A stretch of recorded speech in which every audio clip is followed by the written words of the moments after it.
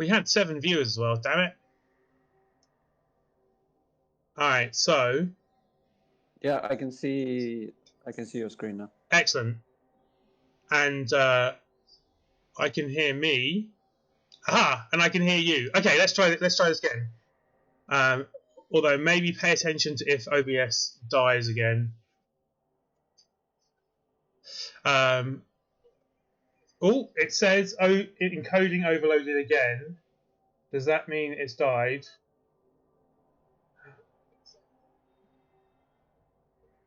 No, it's not died. Okay, so it's still going. That's weird. I don't know why it's doing that. All right, fine, whatever. We're live.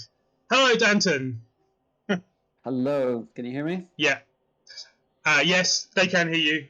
I've been testing the sound at the same time as doing that because I can. Well, I can break things maybe. All right. Yeah. And maybe someone who's viewing it, just post in the chat if you can hear us. I mean, I had headphones on and have another computer listening. So, there you go. It's definitely working at the moment. We have 10 viewers. Jesus, there must be. This is a lot. Anyway, and we have a special guest this week, which I started to say last time before I think the stream failed. And he's Woofbark. Say hello, Woofbark. Hello. There you go. All right, fine. So let's just carry on as if nothing has happened, and not be stressed at all. We were talking a second ago about your game this week is against Kilstad and your your love of playing against Vamps, as with Underworld as well. Personally, so my favourite matchup in Blood Bowl is Ogres against Vamps. They're both teams that do a bit better with higher TV, but at low TV, it's just stupid. It's the opposite of what you were saying about looking for a good game. It's a game where the dice totally take control, and ones on both sides are removing thralls and removing tackle zones. It's great. Yeah, I think that's probably a bit too dicey for my liking. Ogres are one of those teams where you look and you think, oh, I'm just going to have some fun. I'm going to play some Ogres. But because I'm competitive at heart, it always just annoys me because they're one of those teams that no matter how you want to find a way to play good Blood Bowl or do something, manage risk, and Ogres always find a way to stop you doing that. There's always boneheads to roll. There's 1 in 9s to roll. There's Noblars snaking a stunty dodge. It's at least with vampires you can plan around the failure, right? I mean, you can put a thrall somewhere where I mean, and often good vampire coaches are not re-rolling the bloodlusts at all, or they have basically they're planning their turnaround, the bloodlust just happening. Whereas with ogres, you just can't play around that. The bonehead just screws you basically. Yeah, I mean ogres they're just a whole cascade of things that make them terrible.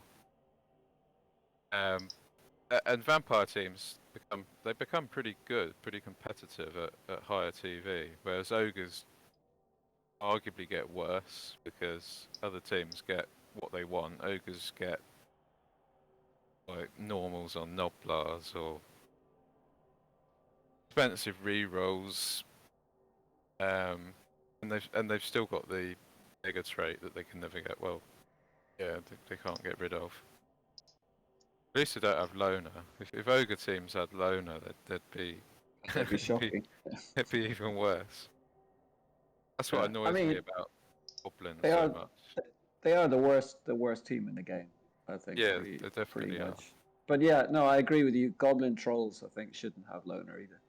Yeah, goblins were one of the teams I played a lot when I was new, and that used to infuriate me that trolls had loner. Because none of the other stunty teams have loner on their big guys. I think in 2020, didn't they make it a 3+ loner? Is it? Yeah, so the loner Yeah, that's right. they're trained trolls, right? Trained. Yeah. I mean, like, lore-wise, I can see why trolls are unreliable because I can't remember. Like, the only Warhammer Fantasy I played was 5th edition, which is a long time ago now. But I seem to remember they had a lot of special rules around not being reliable. It might have been Giants actually. I don't know whether you ever played that, Yeah. but the Giants had a whole 2 pages of special rules. I think you rolled 2 dice, 2d6, and I didn't know what it did. The Giant did something on that turn. I mean, but they've already got really stupid, and really stupid is just the worst nega trait of the big guys in the stunty teams anyway, right? That's I think that's kind of enough. But yeah, of the stunty teams for sure. And and really hungry as well. So they even make the throw teammate worse. It's a bad combination on goblins as well. That they're both really stupid and loner because. You tend to lose if you've got secret weapons. You do tend to lose them on a drive. You tend to lose goblins, and then you're just left with maybe like 4 goblins and 2 trolls, and the trolls without the goblins are pretty useless. Yeah, that's why Ripper is such a good inducement as well. Oh yeah, Ripper's amazing. He's just a mega troll who does everything that you you want him to. Yeah, he's even better at throwing teammate because he doesn't roll hungry, I don't think, and he doesn't roll stupid. Yeah. Might roll hungry, I'm not sure. No, he doesn't. No, he doesn't. And yeah, in the 2016 rules for tabletop, there was a couple of rule sets where I toyed with the idea of just taking Ripper and a Doom Diver, the combination of a fairly safe throw and a good landing. And I thought, it'll be like having a natural one-turner where basically you're guaranteed a draw and you're just fighting for a win. Yeah. But yeah, but that was you had to lose so much to do that idea. Yeah, I mean, there's no real good goblin build, is there? Really? I mean, sometimes in tournaments when they give, when they get loads of doubles and extra TV, they can sort of not be terrible. I mean, I think with the 2020 rules, they're probably the stunty team that's feeling the most left out, right? I mean, halflings seem to have got exponentially better, and even ogres, I think, are better than before. Whereas goblins seem to be pretty shit still. Right. I mean, I've not played any 2020, but that's a little bit of a shame. I mean, of course, they brought in snotlings as a team, sort of another. Yeah. Snotlings seem like a fun team. I haven't played any 2020 either, but I'm just kind of watching it from a distance at the moment. Yeah. Yeah, I'm looking for. I've got a tournament in January, which is going to be my first foray into both the rules, the 2020 tabletop scene. Let's say the first time I've gone to a real life tabletop since the World Cup in 2019. Yeah, I think. Woofbark, do you actually play tabletop? Or did you before the pandemic? No, I've never played tabletop. Maybe I'll get into it one day. Yeah, it's a nice. Obviously, it's the original kind of hobby itself, right? But I think it is great. The actual sort of face-to-face aspect of it. There's a lot of people that I would be perfectly okay playing tabletop with, but also it's like I'm not particularly enthralled about just playing random people hours. But I mean, I think it was the World Cup. And I saw pictures of it, and it's like this warehouse with all these men in there. And I was thinking, if I went to, I think it was Austria, I wouldn't want to spend my time in a warehouse playing Blood Bowl, because I could do that like anywhere. I mean, it's not often you're in a room with like 1,400 people, all passionate about Blood Bowl. All passionate enough about Blood Bowl to go to Austria. Yeah. For some people, that's not that passionate. They could have been Austrians, so you know. Yeah. But yeah, playing there was at least we had to play an American team, and they're they were very excited to be in Europe, and handing out lots of American flags and stuff. It was kind of it was entertaining in itself, right? Yeah, that sounds good. Yeah. It was an experience, but yeah, so for me, the thing that dragged me to tabletop, after being a teenager, recently is UK BBL have like their own tabletop, so it's all coaches that you'd play online and you'd recognise the names of, and that's kind of I really like the the putting the face to a username and stuff, and also it's in a hotel for a weekend, and it's just an excuse to get drunk in a hotel, which was fun. But yeah, anyway, all right. So we're supposed to be here to talk about OCC, not not the world of wider Blood Bowl world, I guess. Well, so we missed that last week, and we didn't talk about round 3. Do you want to maybe just quickly look at what the matches were in round 3 and 4? Oh God. Okay, so let's start. So round 3 was the first game of the week was Woof against Hillnick's bunch of gamers. That went well for me. Yeah, it couldn't have gone much better, really.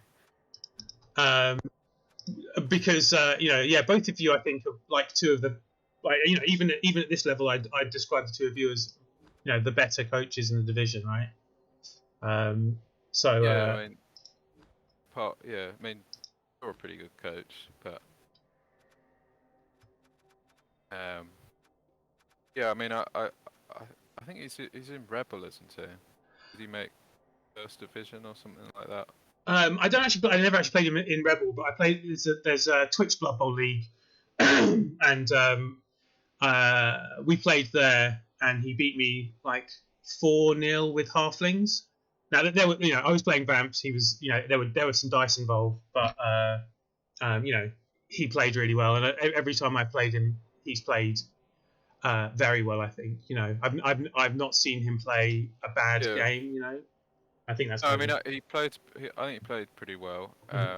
So I think I don't know whether I chose to kick or he chose to receive, but anyway, he was on offense and sort of did a bit of a fireball bait of putting 5 players in a fireball, and I sort of said, well, you know what, like, this is a chance to get lucky. So I went in with the fireball and knocked the ball carrier down and some other stuff, and the ball bounced out. So I was able to score on his drive. Did you already have the Edge 4 Goblin at this stage? Oh, that's a good question. I think I did. Because he's such a great piece for when you do have I had it on the bench. I think we talked about the Agi 4 last time we did a thing. So I'm pretty sure you did have an Agi 4 for this game. Yeah, the trouble is it's difficult. Like, it's difficult to get everything on the pitch because I've got Glart, and then got like. Yeah, I mean, I think I had it on the bench because I thought otherwise it's just going to get removed on the first turn. Or I'm is it only Agi 4, or does it have any skills? No, just Agi 4. Just Agi 4. Yeah. And also, you've got the 2 heads wrestle goblins who are broadly better, really than Agi 4. What with Yeah, I mean, the Agi 4 would be to, I guess it would be to recover. It's the ball. Yeah, it's the ball recovery piece. If you give it big hand, I mean, it can literally, 2 or 3 2+, and it can get the ball out of anywhere. Yeah. So I got a good fireball, and I scored on his drive, and then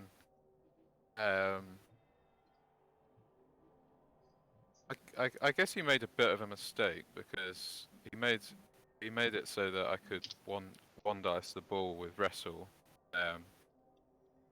probably unnecessarily, and so I got the wrestle, and I was able to make it so it was still 1-0 at the end of the drive, and then my drive, he put pressure really, really well. There was a turn where the troll 1 in 9s, which then ramped up the pressure. And so I really just had to sort of potato as best I could, and it was only a 2+2+ to 2 dice the ball, but the ball didn't have block, and his piece does have block, but he couldn't make the 2 GFIs, and so I was able to score 2-0, and then that was really game over. But it was pretty lucky to get away with that potato, and very lucky to get the perfect fireball. So I felt like I tried to get lucky and got lucky. It is a good Necro team, so Yeah, it's just missing kind of wolves, I guess. I mean, especially now, but I guess we'll talk about that a bit more. It's missing wolves after this week. I mean, yeah, it had one wolf. It had one, but it was a very basic wolf. But Yeah, it was a basic wolf. It doesn't even have that. Yeah, no, that's true. But this did have a lot of had a strength for block, tackle, ghoul, I think. It's basically got like 3 flesh columns, right? Yeah. And I think at least 2 of them with blodge, which is very annoying. I mean, I looked at it before the game and I thought this is a bit like an undead team, because I mean it's got strength 5 flesh column, but with sort of built up ghouls and then a basic werewolf. So that's how I kind of imagine the team. I mean, it's only a block wolf that's died this week, so in terms of it's not like it's. Yeah, I don't know about against you, but against me, he didn't really use the wolf. I was like targeting the block wolf as a bit as a what I felt don't like think the wolf did much. Yeah. I don't remember anything wolf doing. But it is, it's a movement 8 block piece, so it's sort of just I guess I sort of thought of it like a ghoul with better armor and I guess not dodge, but still yeah. Yeah, because normally with Necro, the wolves are doing the majority of the work, doing a lot of blitzing and carrying the ball sometimes. But I guess this wolf, I mean, it's so underdeveloped that he was just using it more to kind of, I guess, position it in places where it could kind of cover ground. Yeah. Yeah, exactly. So that's sort of how the game went, and I don't think there was any attrition on either side, so I guess it was like the perfect game for me. Yeah, I mean, I think your team has amazingly escaped quite a lot of attrition up until now. I mean, you've got a few move busts on there, but you've got some really, really nicely developed pieces. Yeah, it's weird because you'd expect the blitzers to be targeted a lot, but they seem bulletproof, and so are the goblins. It's just the line rats die all the time, which is like I'd like to have a couple of skills on the line rat, but they just won't stay alive. I mean, at least the goblins have dodge and are basically worthless, so people don't target them. Whereas, I think that's the thing. I think it's like a line rat is, I guess, often because you can't protect everything. Partly because goblins get removed, and then then line rats are the next part of the screen, and so people think, well, I've got they've probably got plenty of strength to hit the line rat, and they think, well, I'll go for that, and so they're the pieces that get beaten up. So I mean that movement bust is annoying because I like to have movement 7, but it's one of those things where, well,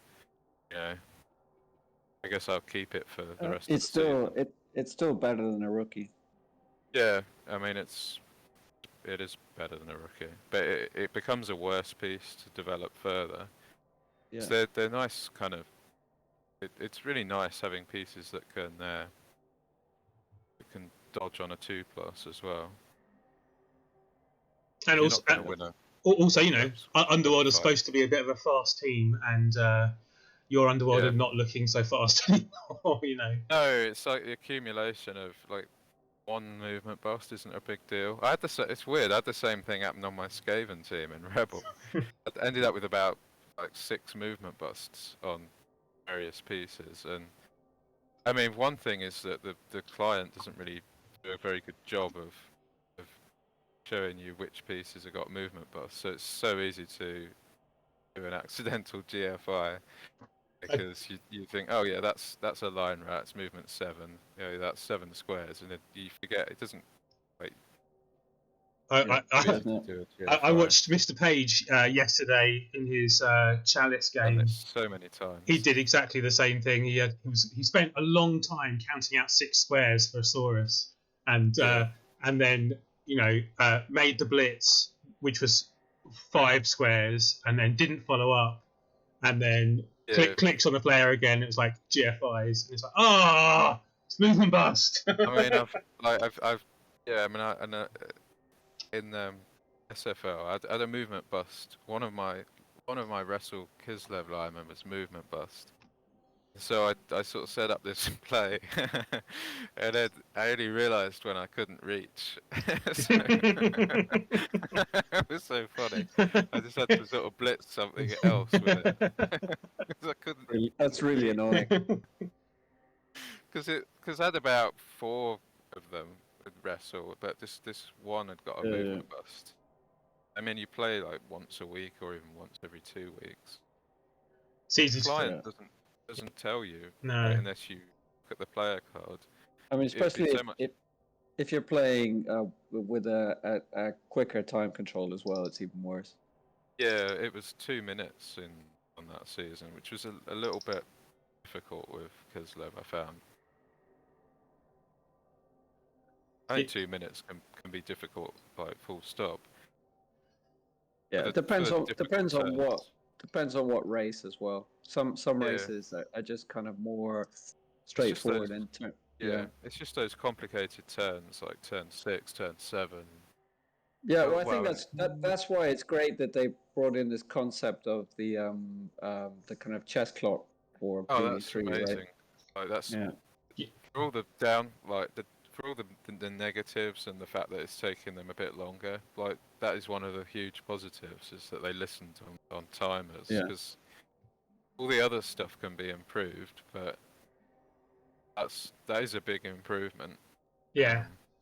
It allows you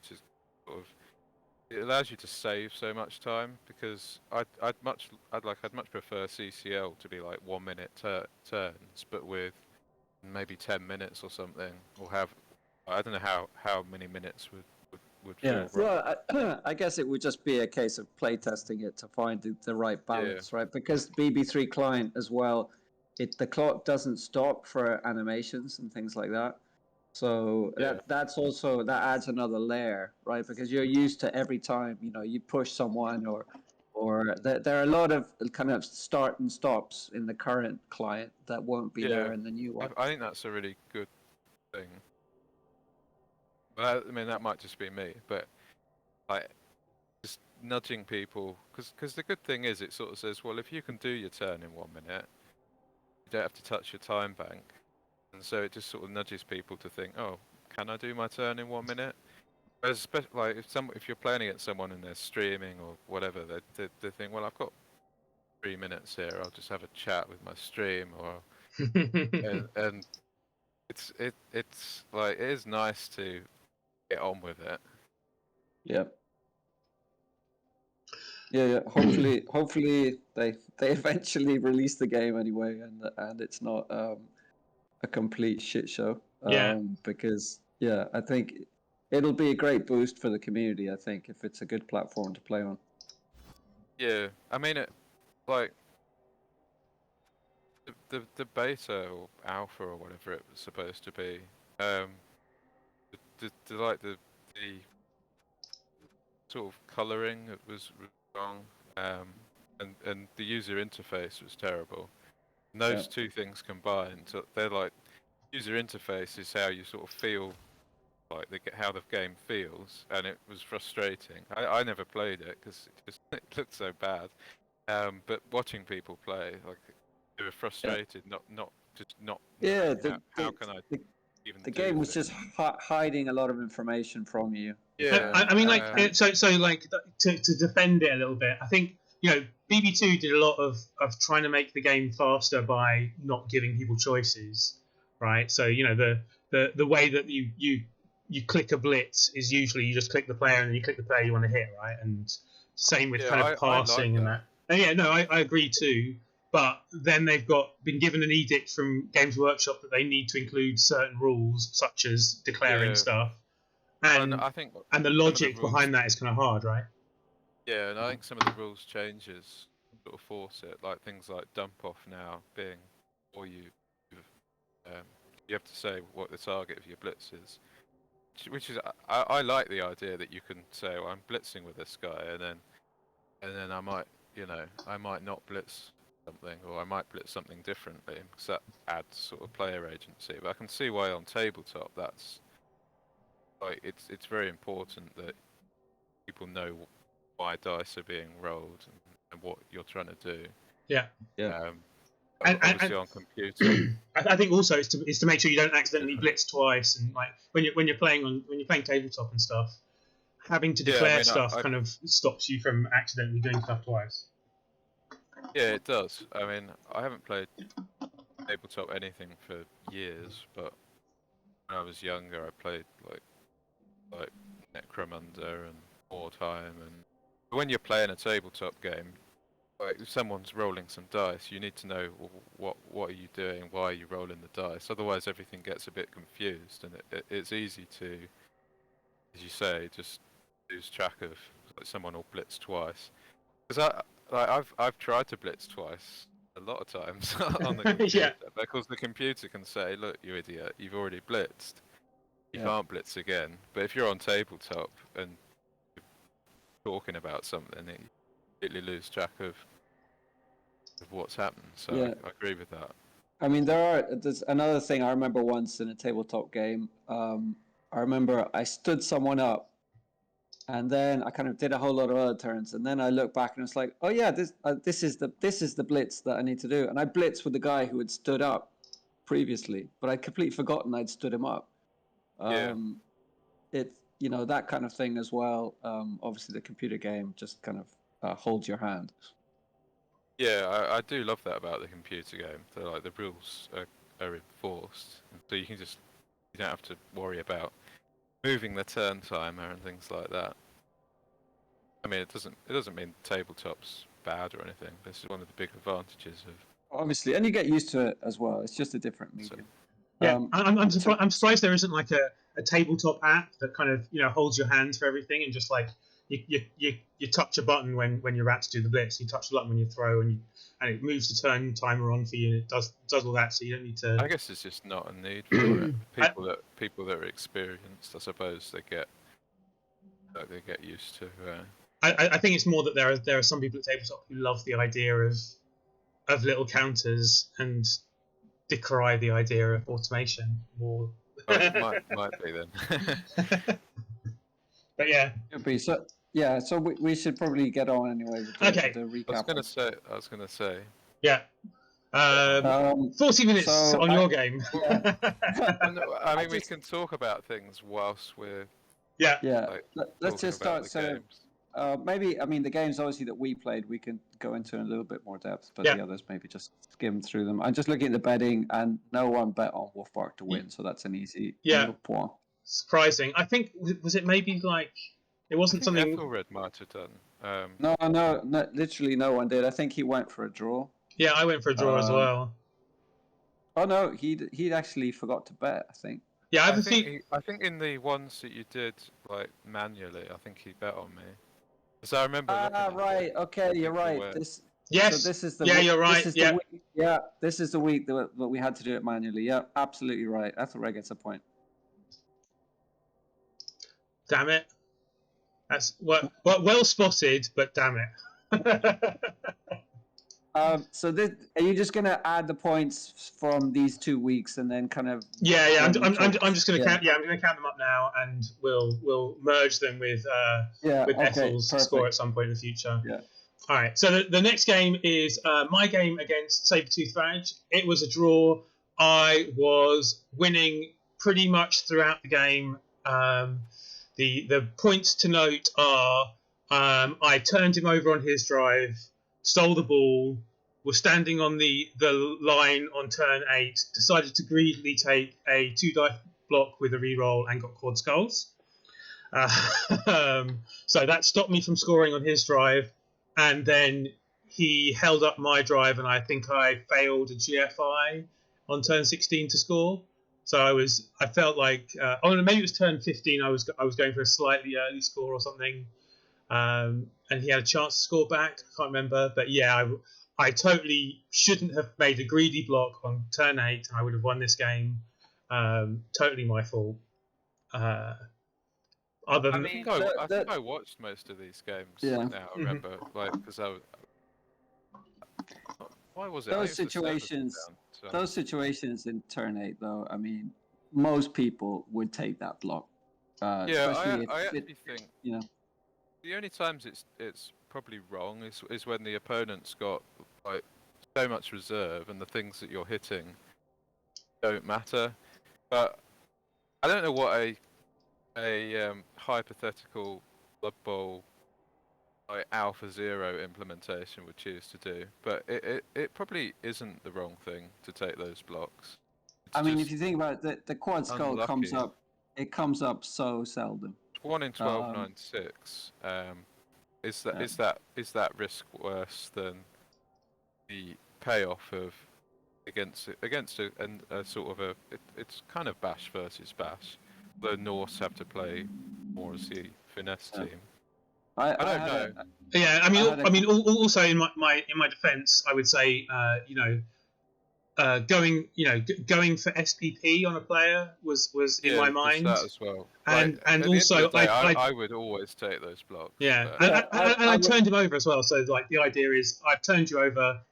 I think his main killer was KO'd, so I had a fairly good chance of not facing it in the second half, and generally expected to score on my offensive drive. So I've had the same thing happen once, and I've had the same thing happen in reverse once. That's the only times that's happened in games I've played in. So it's a very unlikely event. But yeah, it's just one of those things that It's one of those things. The universe decides to take a dump on you, and that's it. It wasn't the wrong play. It's just that there's always a tiny chance. I mean, it's arguably the wrong play, but it's also arguably the right play. It's like. I mean, but when you average it out over let's say 100 games, I mean, it's only going to go spectacularly wrong, very seldomly, which is what makes it generally the right play. I mean, I've gone for 1 in 9 handoffs on turn 8s before, so compared in by levels of greed, it's not even it's not comparable really. But I was punished for it, and then I failed to score on my drive. So I actually got completely screwed match day 1 against the Vampires with the quad skull, but obviously it wasn't like a turn 8 greed roll. It was actually a blitz just to break through his line. But I mean, that's part of the game. Yeah, absolutely. I mean, the fact is, it's like 1,000 whatever, but you are rolling like 300 sets of dice in a game, right? And the chances of like quite a lot of them are going to be important. And I mean, I think you actually it was the second 2D block of the turn, so it actually is. It's more like closer to 2 in 12.96. I mean, I would still have made the blocks. It is an interesting point. Yeah. Yeah. Okay. But more importantly, who bet on a draw? And obviously, it was only me. Yeah, it was only you. Oh wait, well, we double checked the bit of the little bit of paper as well. The picture, yeah, you have the screen. I'm looking at the screenshot, and it was only me. Cool. Only me. And also, my runner finally got the SVP to get him to Superstar, and so I had to just make a decision about what to take on a strength 4 blodging, shadowing Norse runner, which ended up being Tackle just out of interest. Although we'll see what happened to him later. Yeah. Not that I'm filling while I type stuff. Oh no. Okay. Cool. I think tackle was the right choice for him, though. It's kind of like a bit of a boring choice, I guess, especially after taking shadowing. Yeah, but it combines well with shadowing. Yeah. Especially if you're marking a blodger, obviously. So next was Kilstad's Bats are back against Tyrillus Habitan. 1-1, which is kind of surprising. Like, Dwarfs are pretty much high TV vampires, like, kind of perfect match, right? It is very surprising.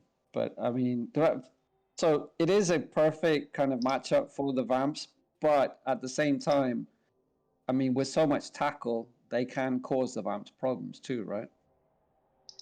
Yeah, I sort of skim watched this game to see what happened, and I think the Vamps were on offense first, which Vamps are they don't particularly like to be on offense, and things just went really badly for them. I think they started eating their own thralls. Every dwarf block seemed to remove a thrall. And the ball was still in the there was a strange sort of choice of blitz actually on sort of turn 2 from the vampires. I'm not quite sure what the idea was, whether it was trying to get a quick score or something. He normally does go for quick scores, yeah.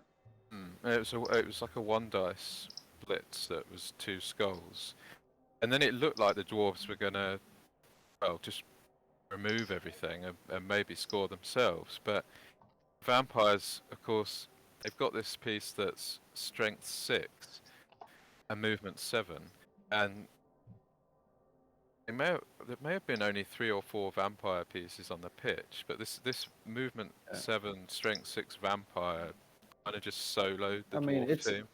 It's a one-man team, yeah. Yeah, it was literally a one-man team, and I think maybe the dwarves should have been thinking, okay, maybe I can't get the ball easily this turn, but if I just put my pieces to block off the next turn, I should be able to get a 2D.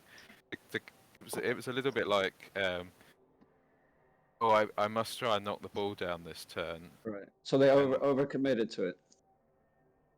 Yeah, I think they just needed to think maybe 1 turn ahead, because it's difficult to get enough assists.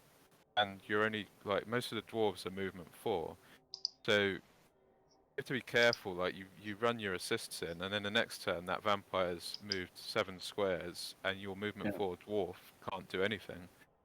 And so, yeah, it was really just a one man offense. It is an amazing piece, though.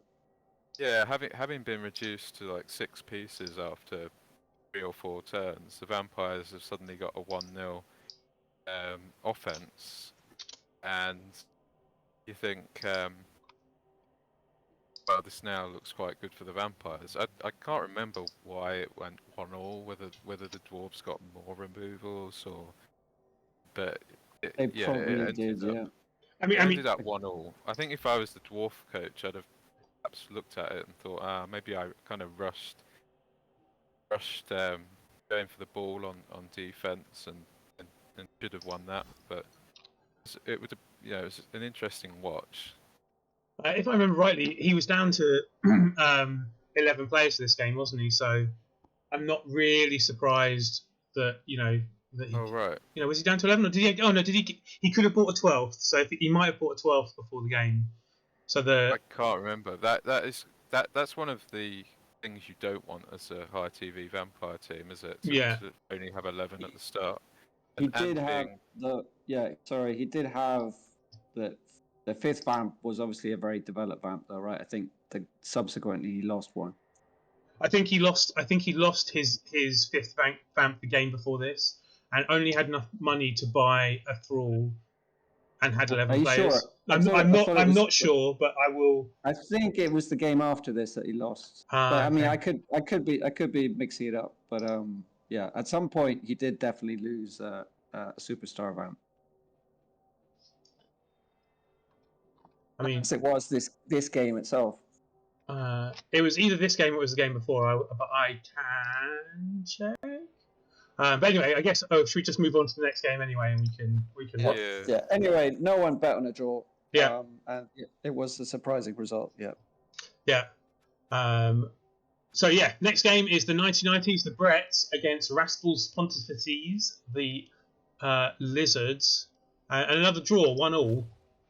I have no idea what happened in this. Yeah, no one bet on that. I didn't watch this one because they're both at the bottom. I don't think I'm playing. Well, I've played one of the teams, and I must be playing the Lizards quite late. So, just the one I skipped. I mean, Benedictus gets his superstar skill, the Strength 1, Wrestle, Strip, Dauntless Skink, which I think has won Raspel a lot of his games, being able to stunt into one cages. Of those Lizard teams that's a bit skink heavy, but they're amazing skinks. Yeah, he's got a natural one turner and the most doubles on a single skink you could ever get, right? So yeah, I mean, but it is Strength 1. But it is Strength 1. But it has those pieces. If you ever played Rebel Imperium, it's like one of those pieces that would 100% be on Rebel Imperium. Rebel Imperium was great. I have so many games in Imperium. Anyway, I would definitely build this. But basically, this is Acorn, right? This is the squirrel, the star player. Pretty much. I mean, it's just missing the claws, right? Missing claw and frenzy. Frenzy would have gives it, a second follow-up block in case the first one fails to strip ball, right? Yeah, and it has a special rule, right, where I think he's got a built-in reroll for Dauntless. Or it's not even. Is it a reroll or is it an automatic pass? I forget. But basically, no, it's a reroll. It's a reroll. Pretty sure it's a reroll. Yeah, it would be too. It would be too much if it was automatic. Anyway, yeah. So so I don't know what happened, but it was 1-1. We forgot to mention Killstad did comment about being unlucky against the Dwarfs. I remember in the OCC Discord when that game happened, but I can't remember more specific than that. So anyway, I think that's probably true. Yeah. Yeah, but he rolls so many dice. I mean, it's got to go wrong sometimes. Yeah, absolutely. That's one of the pitfalls of. I mean, the same a bit with Underworld, like different ways of it going wrong. But you get games where things don't work and everything gets removed and all that. I mean, every game of Blood Bowl has to great or lesser degree. That's actually true for any team anyway, isn't it? Yeah. It just depends what's going to go. What is your key failure going to be? Is it going to be some random armor breakers, orcs, or dwarfs that removes players and it's impossible to play with less than 11 players, or is it going to be just a 1 in 36 in appropriate time? If you're an elf? I was playing against Kfode in one of the blitz pits, and he was pro elves and I was chorfs, and he made like 3 removals on chorfs in first 4 turns of my drive, and I knew then that I've pretty much lost this because he's too good a coach to not take advantage of a 3-man advantage with elves against chorfs, and that's one of the things. And although chorfs normally remove pieces, they kind of need to because they don't need to remove pieces, but they do need to not be down 3 pieces against an elf team. Yeah, exactly. Often your strength can be your potential weakness because it is a dice game, and sometimes it's not going to go that way. Yeah. Sometimes the bash team rolls quad skulls too. So yeah. Thankfully, not the case though in my game against the motivated squad. Talking of chorfs. Talking of chorfs, do you want me to just quickly give you a sort of a summary of that? Go for it. So I think I can't remember yet who won the toss, but he received. I mean, I would have chosen to kick anyway. And his drive, I mean, basically, he got quite a few KOs, so he didn't actually sort of do any permanent damage, but he did KO like 5 or 6 players or something. And just sort of gradually wore me down. I went for a lightning bolt, I think, on turn 7 to kind of make his turn 8 difficult. Obviously, rolled a 1 on the lightning bolt.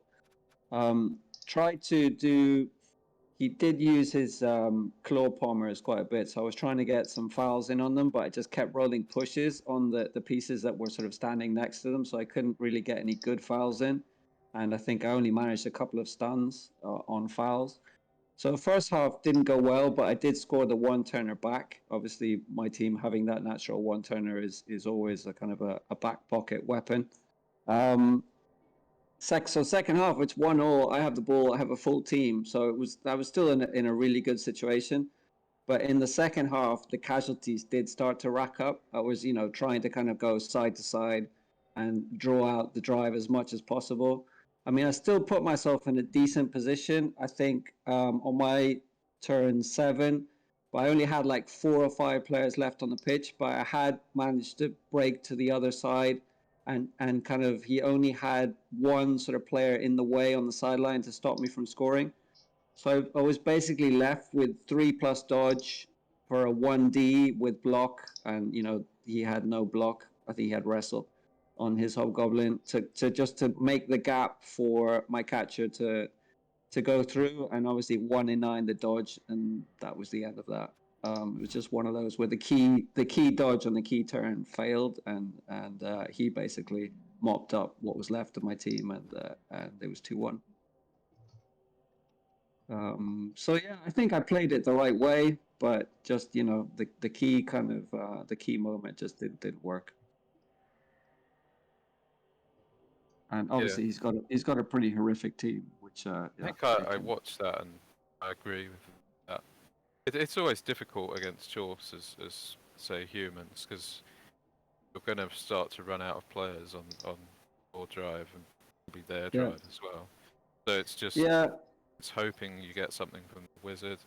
I mean, obviously having the one turn is great because that gives you the good chance to like go in level after their drive. And as you say, it was just that key turn. You have 2 sort of options. One is take the touchdown safer but earlier, which sort of secures the draw. But like in a league where you get 3 points for a win, you don't want to do that. I would have liked you to have done, but that's because it was maybe there was maybe one thing I could have done better thinking about it on the turn before. So on turn 6, I have my other Edge 4 blitzer, who I kind of moved across to mark a Chorf, whereas I could have marked the hobgoblin that he used, who was the only piece who could really screen the sideline with a couple of GFIs. Like I think I could. I mean, he still could have made the 3+ dodge away, obviously, but maybe it was the sort of the slightly better play in terms of making it a little bit more difficult for him. Yeah, probably. Like it's always easy to see what happens and kind of wind back, but you're right.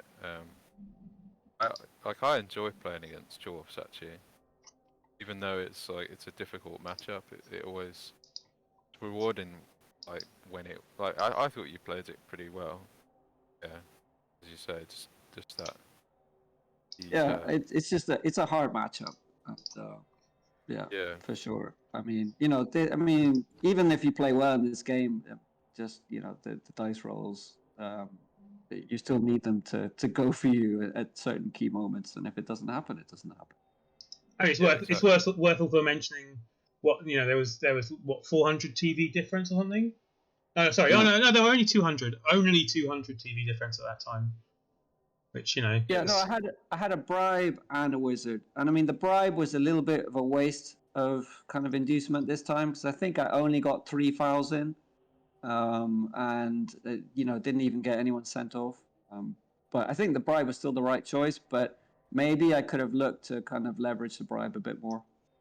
And was there that hope with the bribe that it would make him think twice about piling on a bit? Yeah, there was that. But then when he was piling on, like I said, I was trying to clear space around the pommers on the floor to get a good foul in and just pushing people, which is annoying because then you just can't really get enough assists in. Yeah, I find it's tricky like Chorfs because Yeah, you want to foul claw palm, and then their armor 9 and thick skull, so they're one of the worst pieces or hardest pieces to foul as well. You can kind of get sucked in, but you put things in to foul, and you don't break armor. Yeah. You got to find the balance. Yeah, and then the Chorfs stand up, and you've got your whole team like guard locked, and it's tricky. Yeah, it is. Yeah, I kind of hate fouling generally. I find it really, it's probably the weakest part of my game, and I probably don't do it enough. I reckon you probably did it enough against me. I mean, the thing with fouling is I guess it's like you just have to. Yeah, it's a weird one because I used to think, I don't want to foul too early in a drive because I might get sent off, and that's terrible. But actually, when you look at it, it's often, especially against an opponent's killer, like the sooner you remove that killer, or have the chance to remove that killer, the more effective that foul is. It's easier to set up a foul when you've still got pieces on the board. Yeah. When I had What was the name, Cornlight, of there was that other really nasty Chorf team. I can't remember if it was in 2A or in 1A. That I played against either last season or the one before, where I completely diced them on the first round, and that was a case where literally my very first foul, gave a perm to a claw palmer that he'd left on the ground, and that completely changed the game. Turn one, claw palmer gone, Apo failed, and yeah, it's such a huge risk reward kind of trade off. Yeah, I mean, I'm often like in the position where I wish I just could not be I won't foul and this claw palmer won't exist because it's like a way for it can go really well. It can also you just get sent off or your bribe goes. Yeah, there's so much variance in it. I mean, that's what I hate about it is that it feels to me that games where fouling kind of works for me are usually the ones where it feels like I've won already, or like it doesn't feel like it helped as much as there was a snowball and it was part of the carrying on of the snowball, right? A lot of people only Jimmy does this. I've noticed like he often only uses his dirty player when he's already on top. So a lot of people will not foul until they've already essentially won the game, and then all they're using the dirty player for is to just essentially grief. I mean, obviously it's fine, it's Blood Bowl, but it's not actually helping them win the game. It's just helping them damage. It's kind of it's snowballing it. Yeah, it is snowballing it, but it's often probably not changing the result. Whereas the fouls that change the result are fouls on war dancers or. I think it depends on what team the dirty player is on and what the matchup is, right? I mean, because in the case of my team, the dirty player is one of my only kind of good removal options. Yeah. I mean, there is also something to be said for, in a league, the chance of you facing the same team again. You might not be affecting the result of this game, but you might affect the result of the next time you meet up if you actually do permanent damage to a good player. There is that. I mean, there is a team, there's a Dark Elf team that I just totally ruined. It almost felt a bit bad, but it is Blood Bowl. And I was thinking, if that, I think that we played each other the next season, and it was noticeable that he was more sort of conservative. Yeah. So there is a bit of that. If you've just gone out there and murdered the opponent's team, they might be thinking, "Oh dear, I don't want to lose my team again." No, yeah. There's a coach called Ozone who's I think French or Finnish, I can't remember, but we played in a French league before and also in OCC a bit. And when I was first starting out, he murdered maybe 3 of my teams in this French league. Absolutely ruined them, killed half of them type thing. And that definitely affects my play when I play him now, even though, it's 3 years later, I'm a better coach. It's a totally different, it's totally different setup. Mentally scarred. Yeah, I mean, if I have what's the word for an enemy that's what's the word nemesis. Ozone is my nemesis. Every time we play, I have a deep intake of breath and worry about it far more than I would against anyone else. The flashbacks start happening. The cold sweat. Yeah. Cool. Well, yeah. So we move on to round 4 quickly. Yep. Quickly. We've totally. Betting. No one bet on the Chorfs to win. Yeah. So So in that week there were 2 points were scored, one by you and one by Ethelred. Anyway, yeah. So last week, again, Woof, you seem to be. Are you at the top every week? It's always your game first. Yeah, I like it's one of those things. I seem to have a random opponent, so yeah. It does feel like the way it's been scheduled is decided, because I'm on top every week. I'm also at home 5 games in a row and then away 4 games in a row. So it doesn't feel like it was perfectly randomly generated. Yeah, anyway, there's a definite slant to the algorithm. It's not random. It's it might be based on team age or the age or the date, the timestamp when the team go into the league. Mine might be the youngest team, I guess. Yeah. And so that puts you in slot 1, and slot 1 is always at the top row. But anyway, 1-1 draw against that dwarf team it's a hell of a result. With Underworld, yeah. With Underworld, yeah. Maybe you just want to talk us through it. Yeah, I look at what people have predicted just out of interest, and I was surprised no one picked the draw, because I think this matchup goes 1-1 a lot of times. It's basically like it's hard to defend against the dwarf drive, because they've got they can knock over, they can 3 dice all your goblins on the LOS with Mighty Blow Tackle, so the likelihood is you lose like probably 2, maybe 3 pieces on turn 1. It's just hard to mount a defense. But I have got a wizard, obviously Claw Palm of my own, and like make things more difficult. So I think he chose to receive. The other thing is it's because he'd got 14 players. A lot of dwarf teams go very minimal on reserves.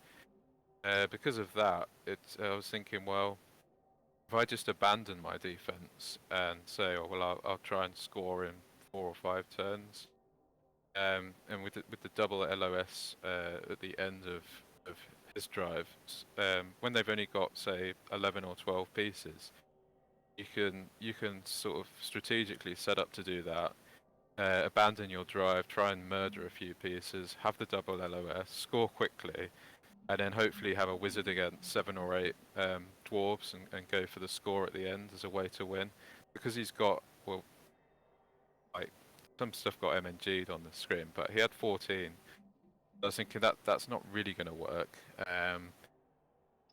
So it's a bit difficult to like. Basically, I've got to hope that I can do a wizard play, and I thought I had a decent chance to lightning bolt. I think it was his. He had 2 turns left. I didn't want to let like the runners and things get too deep into my half, because even if you wizard, they can probably pick the ball up again. So I thought, okay, well it's either there were 3 sort of pieces. It's like a screen on one side, so you've got the ball carrier and 2 pieces doing a screen. So I either bolt the carrier and blitz something and then go through, or I fireball all 3. But I went for the lightning bolt and I rolled a 1, and then the other part of the plan was to bring the troll across to base up those pieces on the right of the ball, and the troll rolled really stupid, and that was kind of my best chance to like try and stop the dwarf score kind of gone in those two ones. Although I was able to get a I was able to get a like a 2 heads, horns, wrestle, goblin, 1 dice on the ball. With whether that needed to be left on, I'm not sure. And managed to get the ball down. But of course, with the dwarves getting too deep into my half, it was only I think he went for like a 3+3+ with the 2 runners, 1 picking it up, and no, it was one. Actually, it was one picking it up and 1 handing off to a blitzer, but with a team reroll. So it's sort of 2 3+s with rerolls for both, which I think it's about 80%. So he was able to pick up and score, and then like my drive, his dice were really bad at key times. Well, he's got this sort of tackle palm juggernaut jump up troll slayer, which is a real pain when you're underworld, and that's blitzing you every turn. But he kind of went for, I guess, a slightly risky blitz, although not that risky. He rolled like all pushes, and it ended up with his troll slayer being surfable as a result, and so that piece got surfed. And then, yeah, I kind of like sort of dackered on my drive and managed to get the 1-all. It's interesting that Troll Slayer is like the only piece that's costs more than 150. You know. Yeah. Yeah, he did have another. He had a strength 4 Troll Slayer. I think they got killed on match day 1 as well, didn't he? Yeah, he did. Yeah, maybe even match day 2, but yeah. Yeah. Also, going back to the plan with the goblins being killed on LOS, do you ever consider putting the troll on the LOS against dwarves? Yeah, I considered it actually. Maybe I should have done. The thing is, of course, like the troll is still. It's nice that the troll's not kind of locked, because the troll's going to get knocked down, maybe even still removed. But it's kind of nice having the troll active in the drive, just standing in the middle of the pitch for ages, hopefully not moving, and just being like an ogre is on the human team. Whereas if you put it on the LOS, it'll stay on the LOS, and it'll probably, the dwarves have got plenty of strength to just isolate the troll and keep knocking it down. Probably push past the troll so that you're having to roll a 4+ to do anything with it. So there is that option. Like, neither option's great. And if the troll's on the LOS, you probably have to put a goblin in your at the front of the rule of 5. So it's it's something I considered, but I've just really by kind of practice have found that putting the troll back is better, just for making the troll itself useful. Yeah. Yeah, it makes sense.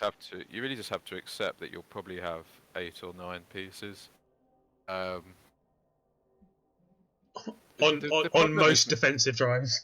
Yeah, I mean, the problem isn't really losing the goblins; it's the fact that you don't have them to. So having like I had to put Eliod like as the front of the kind of elf screen, as it were, which I don't really want that piece getting blitzed, but you end up having that in the front. I had two apothecaries. Unfortunately, the Apo gave me the same result, and that often happens with Apos. So it was a bit annoying. Like, at that point, I was thinking, oh dear, is this going to be one of those games where I lose like 3 positionals or something? But it was a fairly comfortable 1-all in the end. I actually made a stupid mistake on my last turn and allowed him a 1D on the ball for no real reason, but I got away with it, so that shouldn't even have happened. So no one bet on the draw, but yeah, like you say, it's not that unrealistic. The thing is, although the dwarves can remove a lot of things, like I do have plenty of reserves. Plus, I got sort of 14 players plus Glart and Babe and an extra Apo. So even a bashy team against a squishy team, it's hard to do that much damage in one half that you don't have enough pieces to do your own offensive drive. I think actually the dwarves got a blitz, but I was quite pleased with myself for setting up properly and not allowing that to ruin things. I mean, I guess if you accept that your goblins are going to get hit anyway. Oh wait, no, yeah, sorry, getting confused. Ignore me. All right, so next game. Yeah, next game I think is a surprising result, and no one bet on this result either. Yeah, especially, I mean, not only because of the matchup, which is not a great matchup for the Lizards, but also given the kind of position on the table where the Lizards had a really bad start. So yeah, I didn't see. I don't know if either of you guys actually saw it. No, I don't think I haven't watched it. Like I can certainly believe. The thing with Lizards is like they don't like playing against claw teams, but they've still got plenty of there's still a strong team on the day. Like the worst part of playing claw for Lizards is the likelihood that they're going to take damage on Saurus. But in a one-off, that's the thing. If you remove Sauruses, I mean, the team gets so much worse. Yeah. And I mean, they've got like a natural one-turn, a skink. It's one of those games where, I mean, that Lizard team, I wouldn't be surprised if it wins any one-off game really, because it's got game-winning pieces. But at the same time, it's not one where you think, oh, Chaos against Lizards. I'm going to. I mean, I think at the start of the season, I predicted them to be one of the top 3 teams.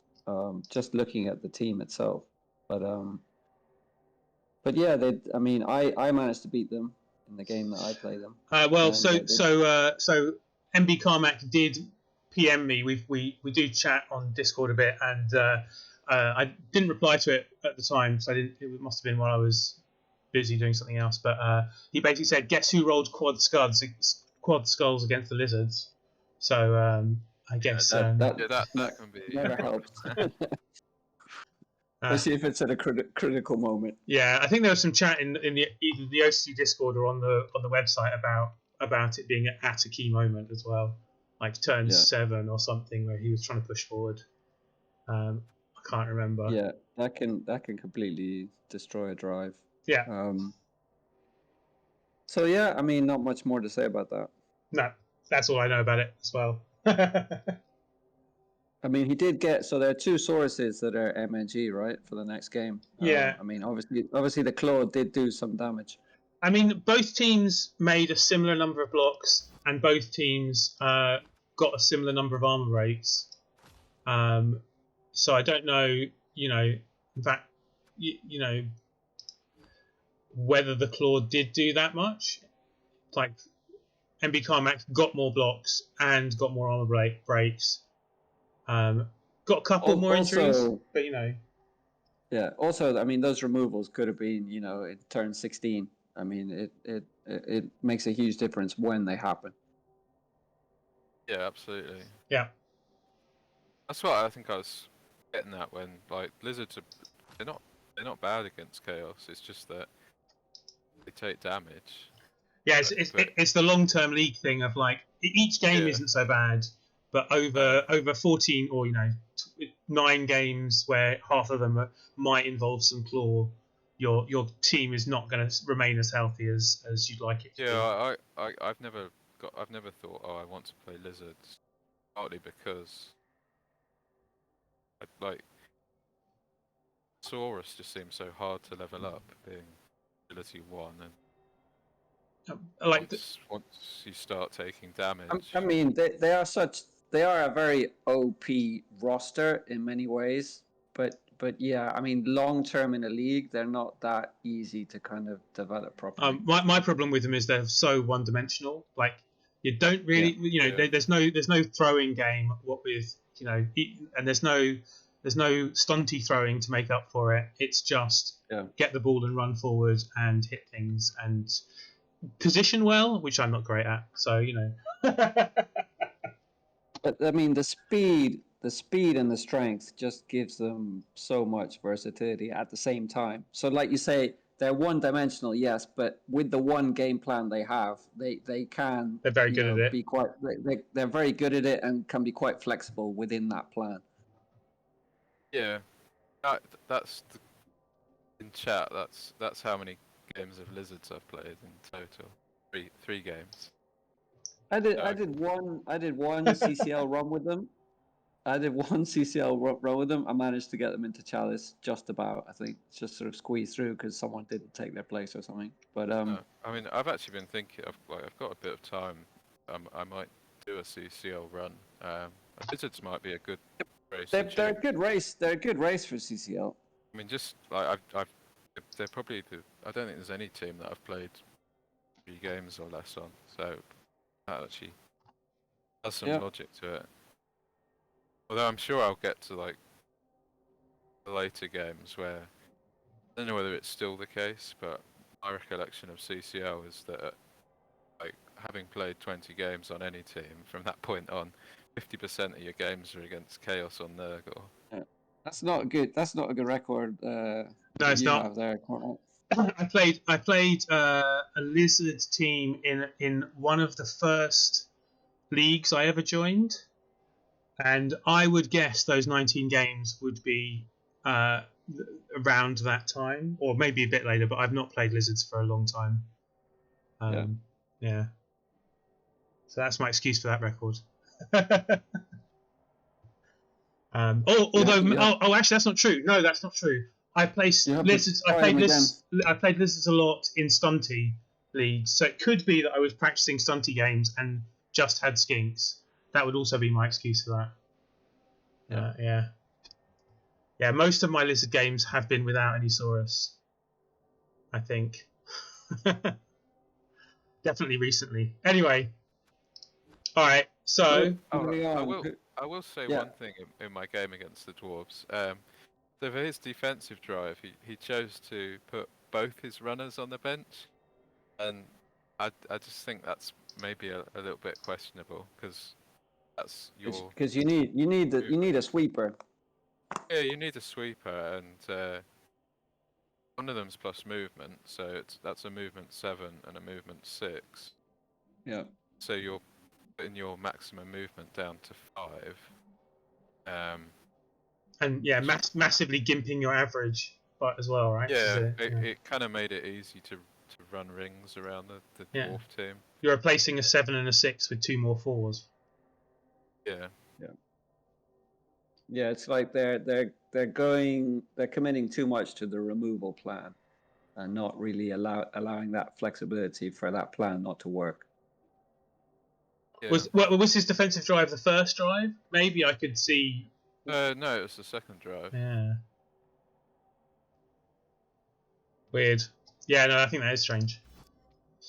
I could see you putting 1 on the bench because like they're armor 8, it's just a block piece. But I think either put your reserve 1 on or your 1 on.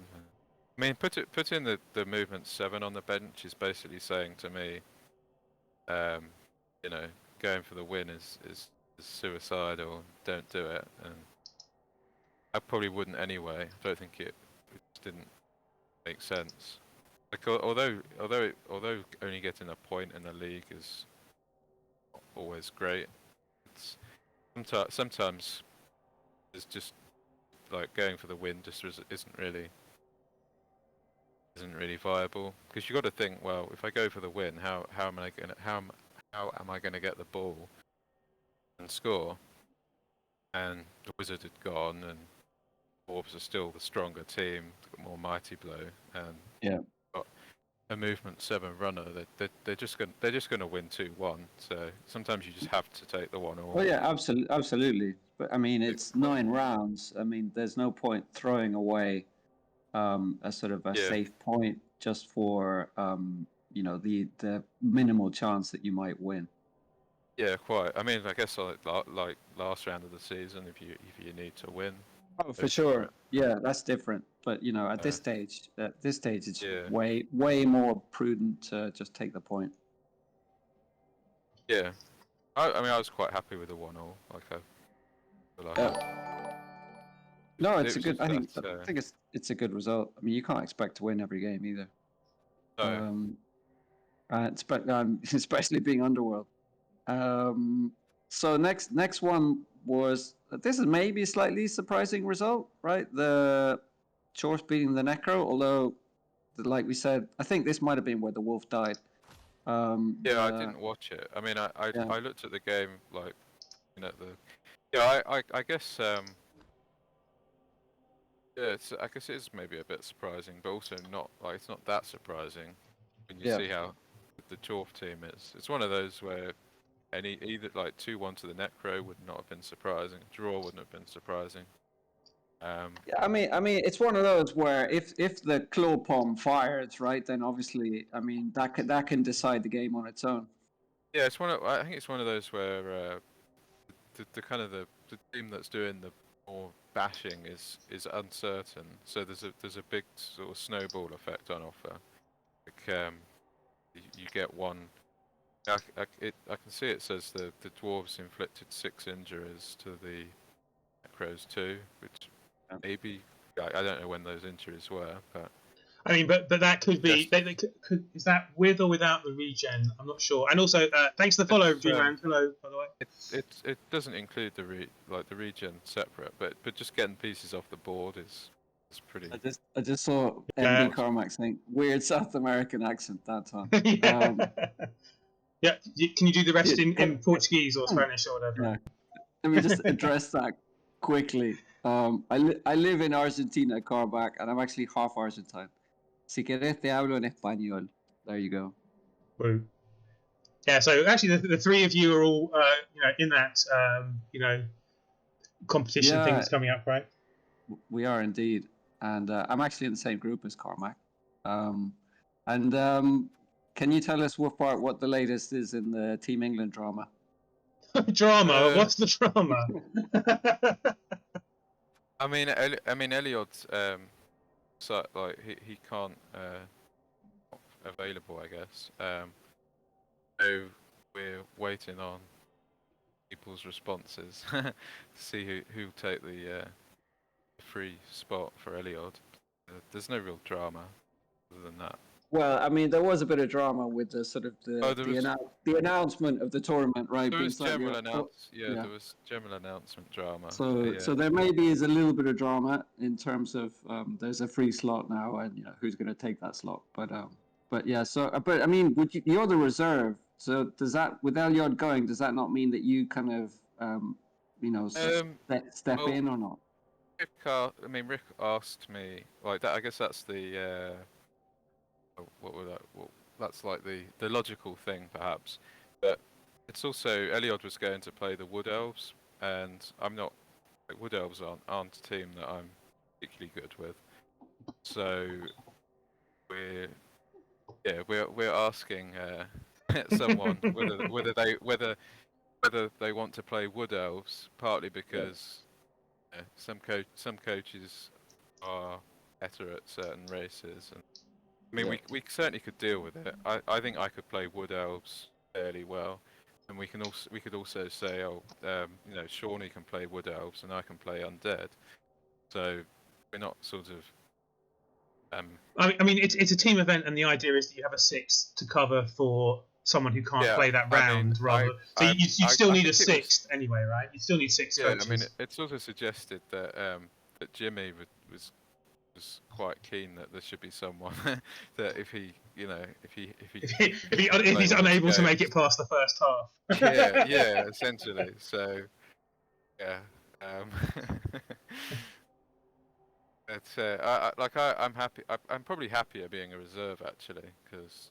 I made the gag that between you, Jimmy, and Shawnee, there was probably some fighting for who gets 6th place, rather than the usual fighting who's in the first team. Yeah, it's quite a comfortable position actually. I can see why. I always wondered why, why football you got like goalkeepers that were always like the reserve goalkeeper. I think I can see the appeal.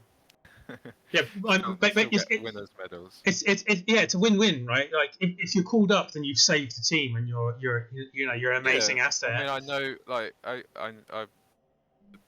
like if the reserve goalie has to come in and saves a penalty or something, it's like, wow, a hero. Yeah. And if they don't, well, that's why he's the reserve. It's fine. Yeah, like win-win. Yeah. Anyway, yeah, cool.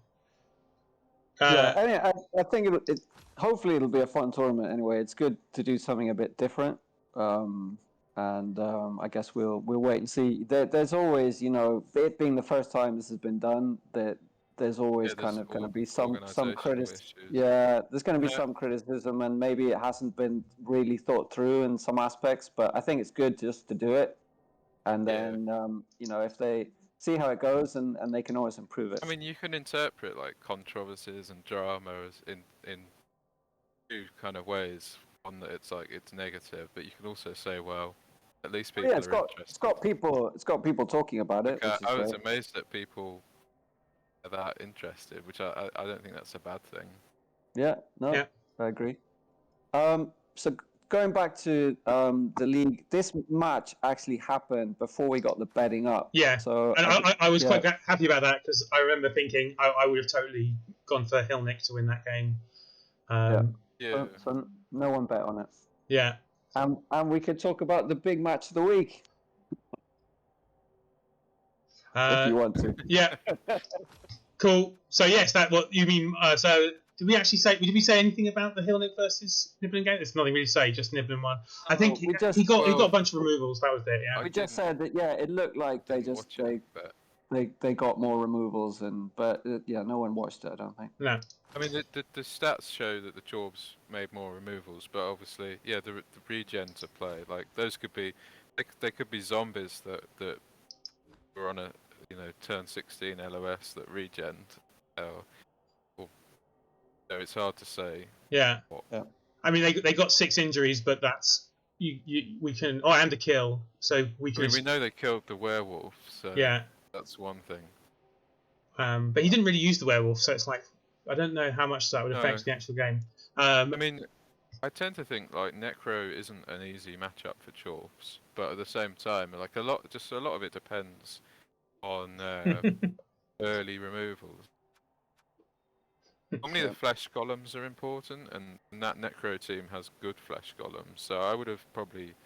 But at the same time, I mean, he has like one of them is a blodger, and the other white is as well. I think he's strength 4 blodge. So obviously against the Chorbs, that blodge isn't as useful. That's true, yeah. Yeah, I mean, it's one of those. I'm not surprised the Chorbs won, but I also like that's a really good result for the Chorbs. Get that win. I mean, they started with I think a loss and a draw. Now. Two wins, yeah. Yeah, I'd probably have picked the Chorbs to win the division before everything started, just because I think Chorbs are an amazing team in general. I predicted that they'd win it at the start of the season, just because the team seemed to have everything. But yeah, I mean, there's still a long way to go. Yeah, I mean, one of the kind of good things about these short seasons are that nobody gets like miles ahead. Yeah. So it stays like there's sort of short seasons, and you're rarely totally out of it. That's the thing. Like, I think one of the problems with I have to be careful because people take offence when you say there's a problem with something. But Rebel has long seasons, and it's noticeable that people get disinterested when their record isn't very good or half their team dies. Yeah, and I think the worst thing about that is when the disinterested team has to play against a team that's actually having to fight. Yeah. So there's one team that's kind of almost got a bye because they're playing a team that's just into it for the SVP and nothing else. Yeah, that's very true. But yeah, I mean, the alternative, like 2 shorts can also be kind of bad when you end up with a coin toss to decide who's won the league because everything else is equal. So but there's swings and roundabouts, right? you know. Yeah, I was looking. I think last season's. I think there was like a 4-way tie. Yeah. And it was touchdown difference. I mean, that's interesting. Yeah. So like in the in Purple Chess, in that Purple Chess One World thing, they were talking about tie breaks in tabletop, and how basically strength of schedule is the only fair way of deciding, and that's a really intriguing suggestion. I mean, obviously in Twist that's different because there is a massive difference in schedule. I guess we all play each other. Yeah, in the leagues play each other, so that doesn't work. Everybody plays everybody once. Yeah, that doesn't exactly. work. Sorry, yeah. But it was interesting hearing them talk about it though. In a Swiss tournament, it makes a lot more sense, strength of schedule. But in a round robin, it doesn't make any difference. Yeah, I think touchdown difference and then touchdown score is probably the best way. Even though OCC doesn't do it that way. OCC does touchdown difference is the first one, but the second one is touchdowns conceded. Oh, really? Yeah, they do that on purpose. They do it on purpose because then it doesn't favor the agile teams who would typically score more. It's basically who defends better. Yeah, but I mean, but it's interesting because theoretically, perfect Blood Bowl is a two. In my mind, is 2-1 grinding, right? Or 1-0. You win by 1. You don't try and score more. You don't especially as an AV7 team. I don't want my opponent to have more LOS hits. I want to. I think the good thing about touchdown differential though is that it's something you have some control over, and yeah, I mean, I think the thing is, it's like half a point to have the tiebreaker on potentially someone. So it's one of those things where you can think, is this likely to be relevant? And at some point in the season, maybe you. But you're right, and you wouldn't want to risk the result of a game to get another touchdown. But there's been 2 games this season where maybe it wasn't this season. Yeah, at least 1 game anyway, or maybe 2.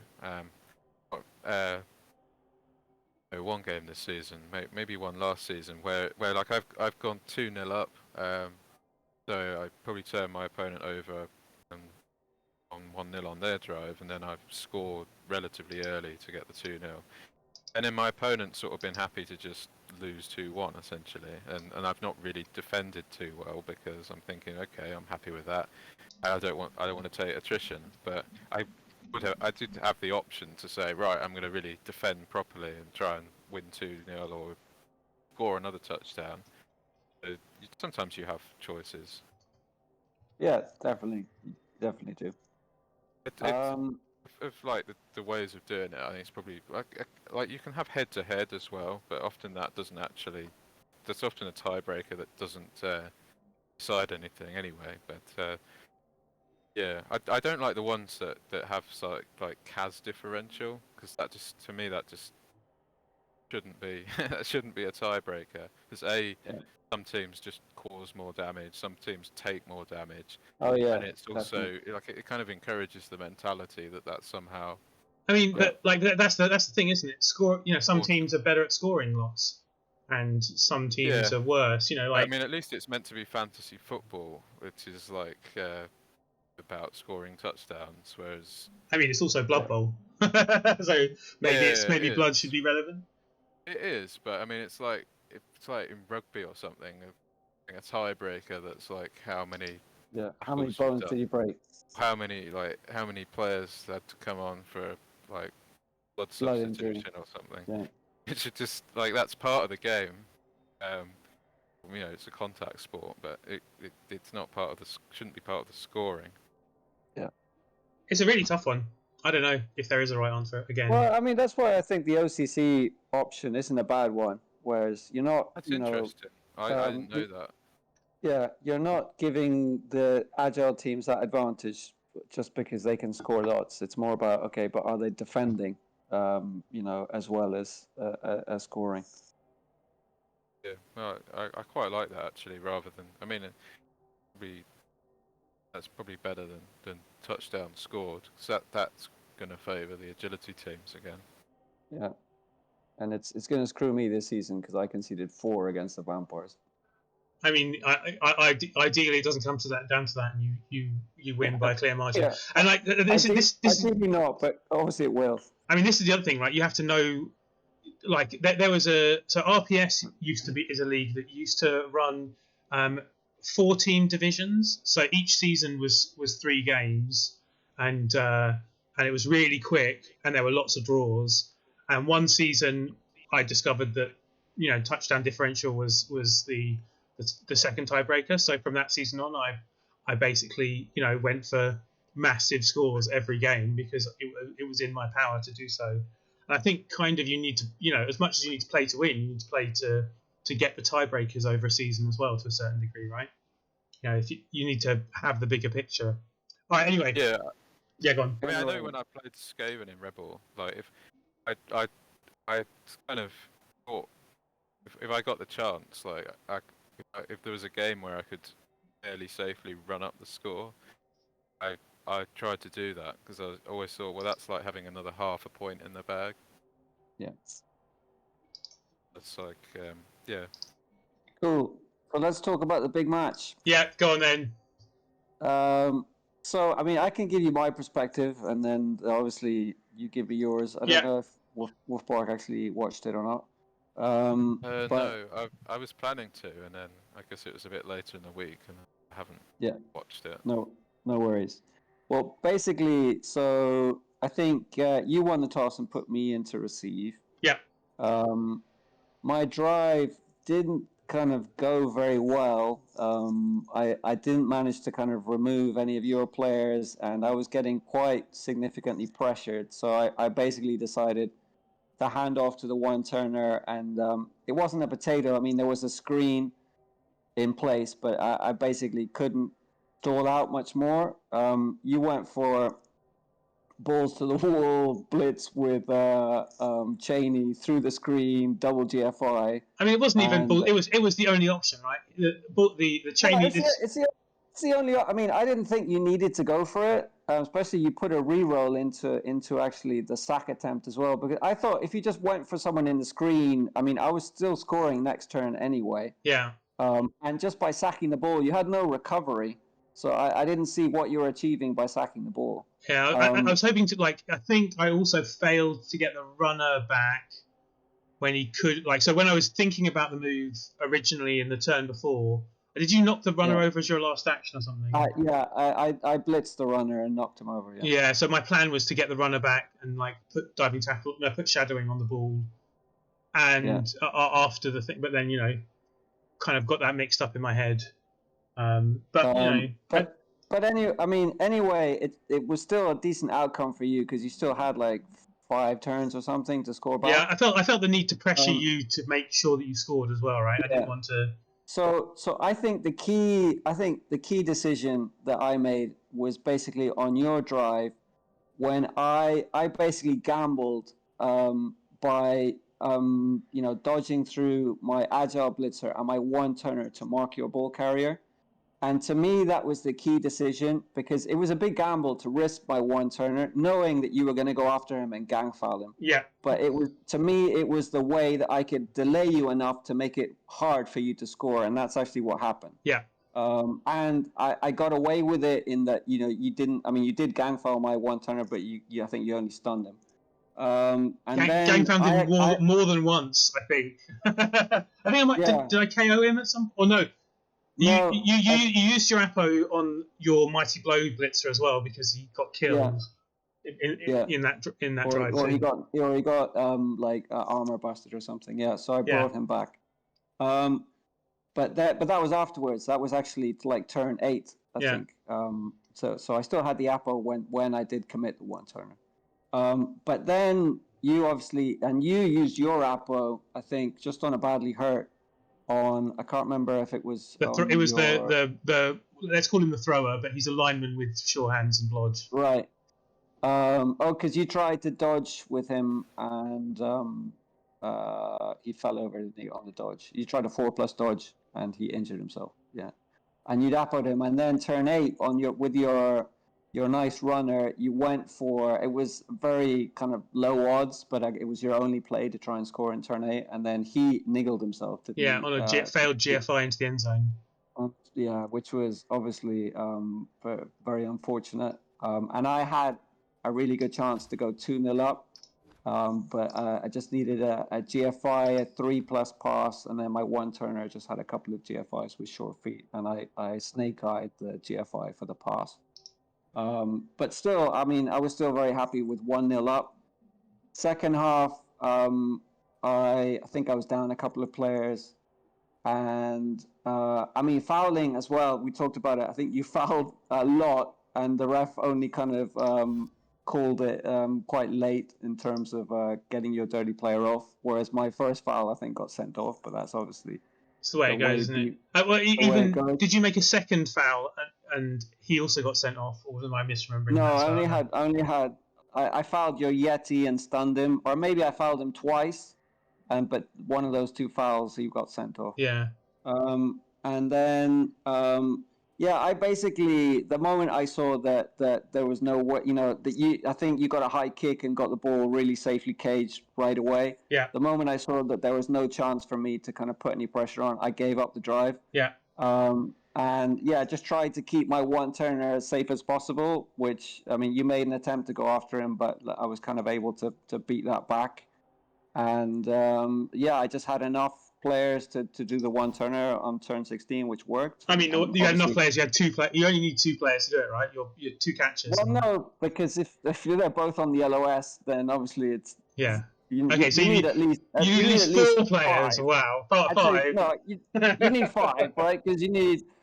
I mean, even with 4, it's still difficult. But that's part of what my team obviously can do is that one turn option. I forgot what makes. You said something at the beginning of the game about something being cheating. What was it? Was it?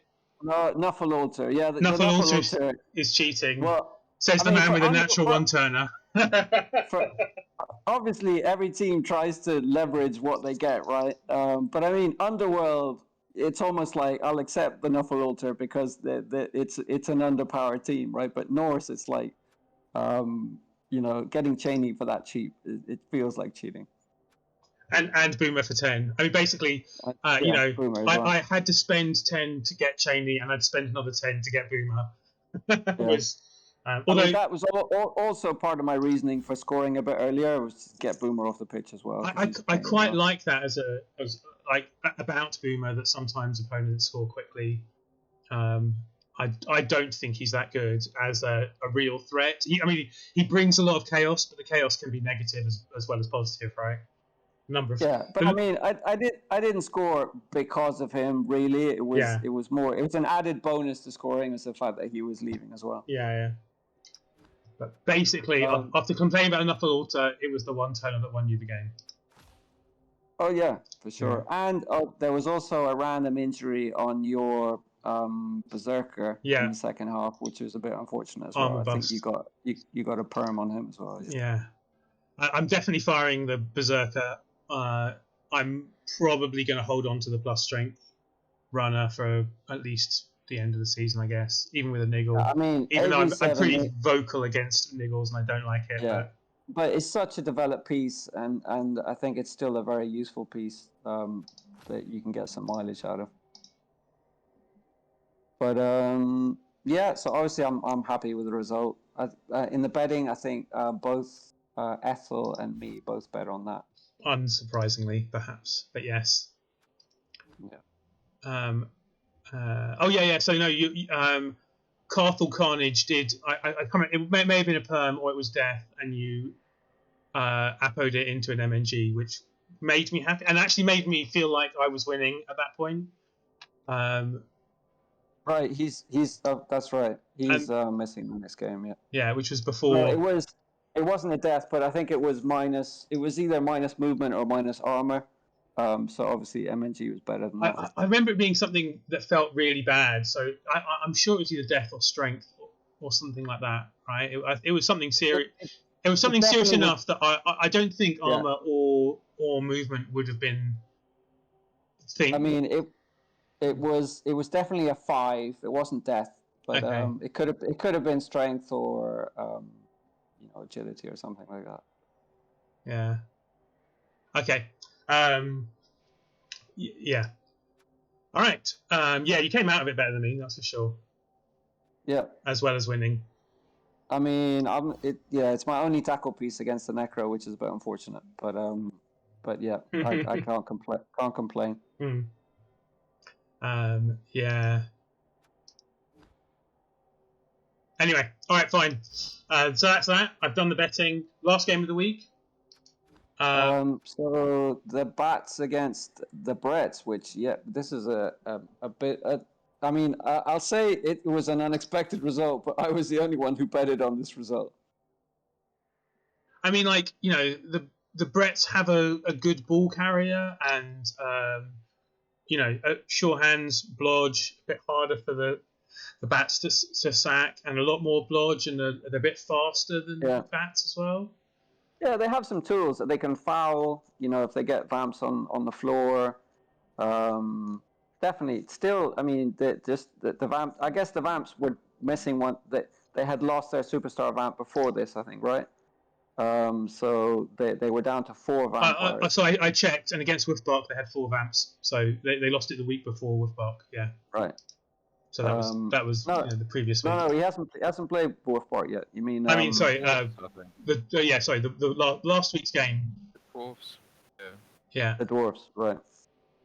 Yeah, I was a bit surprised, but it is a very good Brett's team. Yeah. So it's not that surprising. Like I'd probably have only been picking the vampires because I've been looking at the table and thinking, oh, Bretts aren't doing very well. Yeah, I mean, I did pick the Bretts for this because I thought they obviously had a rough start, but they have. I mean, the coach is decent and the team is quite well built, and they had tools to deal with the vampires. Yeah. Yeah, that makes a lot of sense. Yeah. And nice Dauntless and Tackle as well against the. I think also didn't the Bretts look a bit beaten up earlier in the season, and they've rebuilt now. They look pretty good when I played them on game 1. Maybe it was you that caused them to look beat up. No, I don't think I did any damage. Not permanent. I mean, they've just got one blitzer who they've been rebuilding, right? But he's already up to 17 SPP.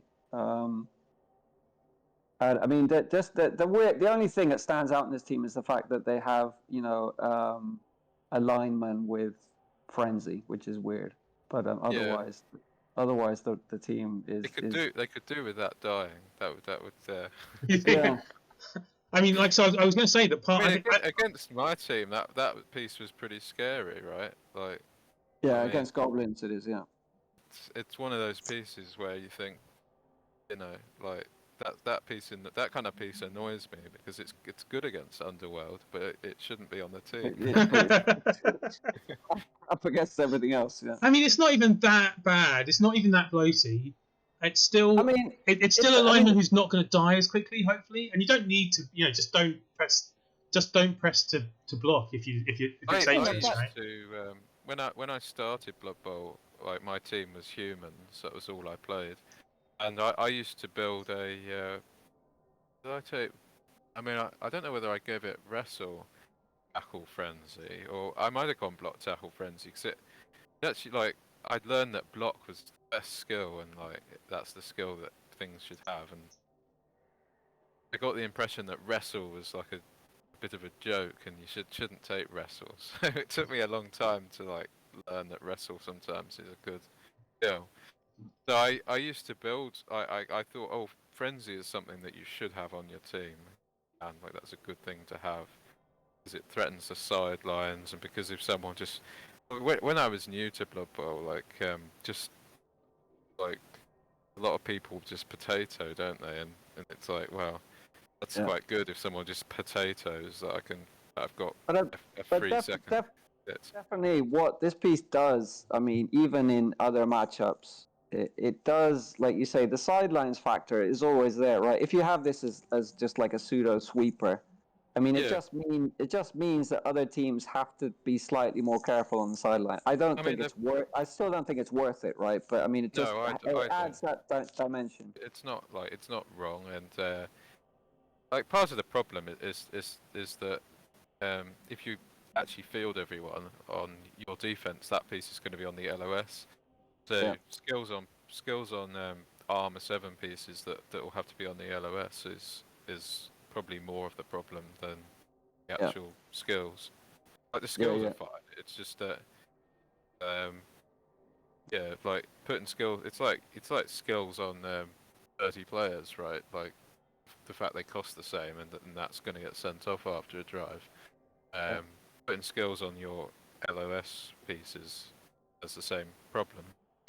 I mean, block does help him survive a lot, right? It has a very high, increase. Yeah, I like to have either block or wrestle actually on everything, because it just lowers your attrition. It lowers your attrition. Yeah. Well, that's the main advantage that Brett's have going for them, right? The fact they have 8 block and wrestle out of the box. Yeah. I certainly don't like. Yeah, people tend to say that peasants should all just have dirty player, but I think a wrestle fend is not a bad combination. Yeah, I like it. I mean, so like if you're put your Black Orc on a wrestle fend piece and you 2-die them, and you don't want to be wrestled, but if you push them, then you can't follow up. So then they've got a movement 6 piece that's free the next turn. So it's not a bad combo. Yeah. I mean, my human linemen, I'm basically going wrestle on them, and I mean, you normally wouldn't expect them to live long enough to get to a second skill, and by the time they get there, they're probably kind of special enough to give them tackle and kind of. With humans, you can have, more player because you're normally benching things like one-turners or catchers or things like that. You can have a couple of linemen who are not going to be going on. I mean, I've got, for example, a wrestle guard kicker, who, I mean, wrestle and guard aren't great together, but still you take the guard because that's one of the double. things. Like in CCO, I think I used to go block on line pieces, partly because I thought what I really want is to get guards on line orcs or human linemen, and so I'll level them like block first, because if I get the double that I want, block guard is nicer than wrestle guard. But wrestle guard's not actually that bad. It's not as bad as people think. And that kicker lineman, he's been on the team for a long time now. He's probably one of the most important pieces. I mean, my team really benefits a lot from having a kicker. Yeah, I mean, I'd love to play humans actually in a league. It's like there's too many teams to play, and it's humans are not suited for high TV Blood Bowl. No. But I really I like the challenge. I mean, if humans aren't, then Brett's are even worse, right? Brett's fall off a cliff. Underworld are even worse. I don't know. No, Underworld. You can get. I mean, they can make it up with inducements and knuckle alter and things like that, but still, I mean, they can just get destroyed. They're probably all in a sort of similar bracket, I guess, as being teams. Like if it was £10,000 for winning OCC, people would probably all be playing like Chorps and Chaos and Ergor. I mean, definitely, if my team didn't have the natural one-turner, it would be a lot weaker. Yeah, I mean, one thing with humans is that, like, you will get stats here and there, and they benefit a lot from stats, making them It's a surprisingly fast team as well. Oh yeah. People underestimate the speed generally that humans have. I think they're the 3rd fastest team in the game, right? After assuming you took all the catches and like that's a bit of an assumption. Yeah, I mean like, the same's true of Wood Elves. Like I don't play Wood Elves with 4 catches at all, right? So no, I tried that and it was I just didn't like it. I didn't like having so much strength too. Yeah. Because people will give you the chance to just fight a bit, and if they do, that's better. Yeah. Whereas if you're it's so annoying, especially against like a dwarf team that can't really they don't really play particularly well, but they just accidentally create an eye cage, Yeah. and suddenly you can't deal with it because they've based your cage, but that piece needs 2 assists to get a 2 dice, and now you need another 2 assists for that piece, and Tell tell us how annoying Strength 2 is, Underworld player. Yeah, but yeah, I mean, same thing. it is pretty annoying on Underworld, to be fair. Yeah, but at least I mean, you don't have a choice with Underworld, though, right? Yeah. No. Yeah. But yes, humans are. I describe them as like the best elf killing team because they're just as fast as the elf teams. But with strength access. But funnily enough, I mean, generally speaking, that's exactly right. Or I agree with that completely. But my team, the way that it's ended up, it's actually built better to face bash teams than agile teams almost. Yeah, I think you have to certainly in CCL, that's what I essentially any skill picks or like build choices I could make were to make the team better against bash because that's humans' weakness. And in a league like this, I mean, you're facing bash a lot more than you are agile generally. Yeah. But you've made yourself the anti team, haven't you? Or you've been lucky enough to get the roles to make you the edgy team. The stat ups are obviously completely out of your control. But yeah, I mean, I've been lucky enough to roll some nice stat ups, and they like Woofbark said, they help a lot for a human team. Yeah. Get agility 4 on human catches amazing because it turns them into almost gutter runners. Yeah. Like I think it's really nice having that AV8 in Blood Bowl 2. Although it's like controversial because that's not the same as the tabletop. I quite like it. To me, it makes it a better balanced team. Yeah, and I think it makes makes human catchers have something that other teams don't, because otherwise they're just sort of they're like gutter runners with less movement, no mutation access, and I've been trying to buy the third catcher as well, but can just never kind of fit him in. But just each matchup, the inducements never really work out that it makes sense to buy a third catcher. But if I could, I definitely would have 3. The extra armor definitely totally changes their role compared to tabletop, where quite often they're a lot cheaper as well on tabletop, right? Or they're only 10k. 10k cheaper, but it's a noticeable difference, right? I guess it does make a difference, like especially in NAF when you're like it changes what rosters you can have, doesn't it? Yeah, exactly. So. Yeah, it does. Okay. Did anybody bet on the 1990s? We've been through this now, right? Yeah, I did. I was the only one. I think I've added that to you already. Yeah, you're on 3 points for the week, for the total for 2 weeks, in fact. And Ethel's on 2. So you both got 1 point each last week, and you got 2, and you got 1 this week. I think I got everything. I will convey that on to Ethelred. Yeah. I think you're right. Yeah. So we look quickly. Do you want to look at the table quickly? Yeah. So very close. I felt like my 1-1-2 is a horrific result, and I am at the bottom of the table, but so are 4 other people, and no one is running away with it. I mean, Woof can be a little bit, happy I'm not with really it. Running away with it. Yeah. For Underworld, I guess. But you're the only undefeated team, which is that's a great achievement, I think. But because this division, it's a weird Division 1 as well, because normally it's very bash heavy, but it's kind of quite diverse, isn't it? I mean, there's the thing again, I mean, some teams are easier to kind of like you draw against a lot. Like I wasn't surprised that I drew against dwarfs and chorfs because, well, I mean, they were both 1-1 draws, and that happens quite often. And then like this vampire game, like this could be if my dice are like not great, it'll be a loss.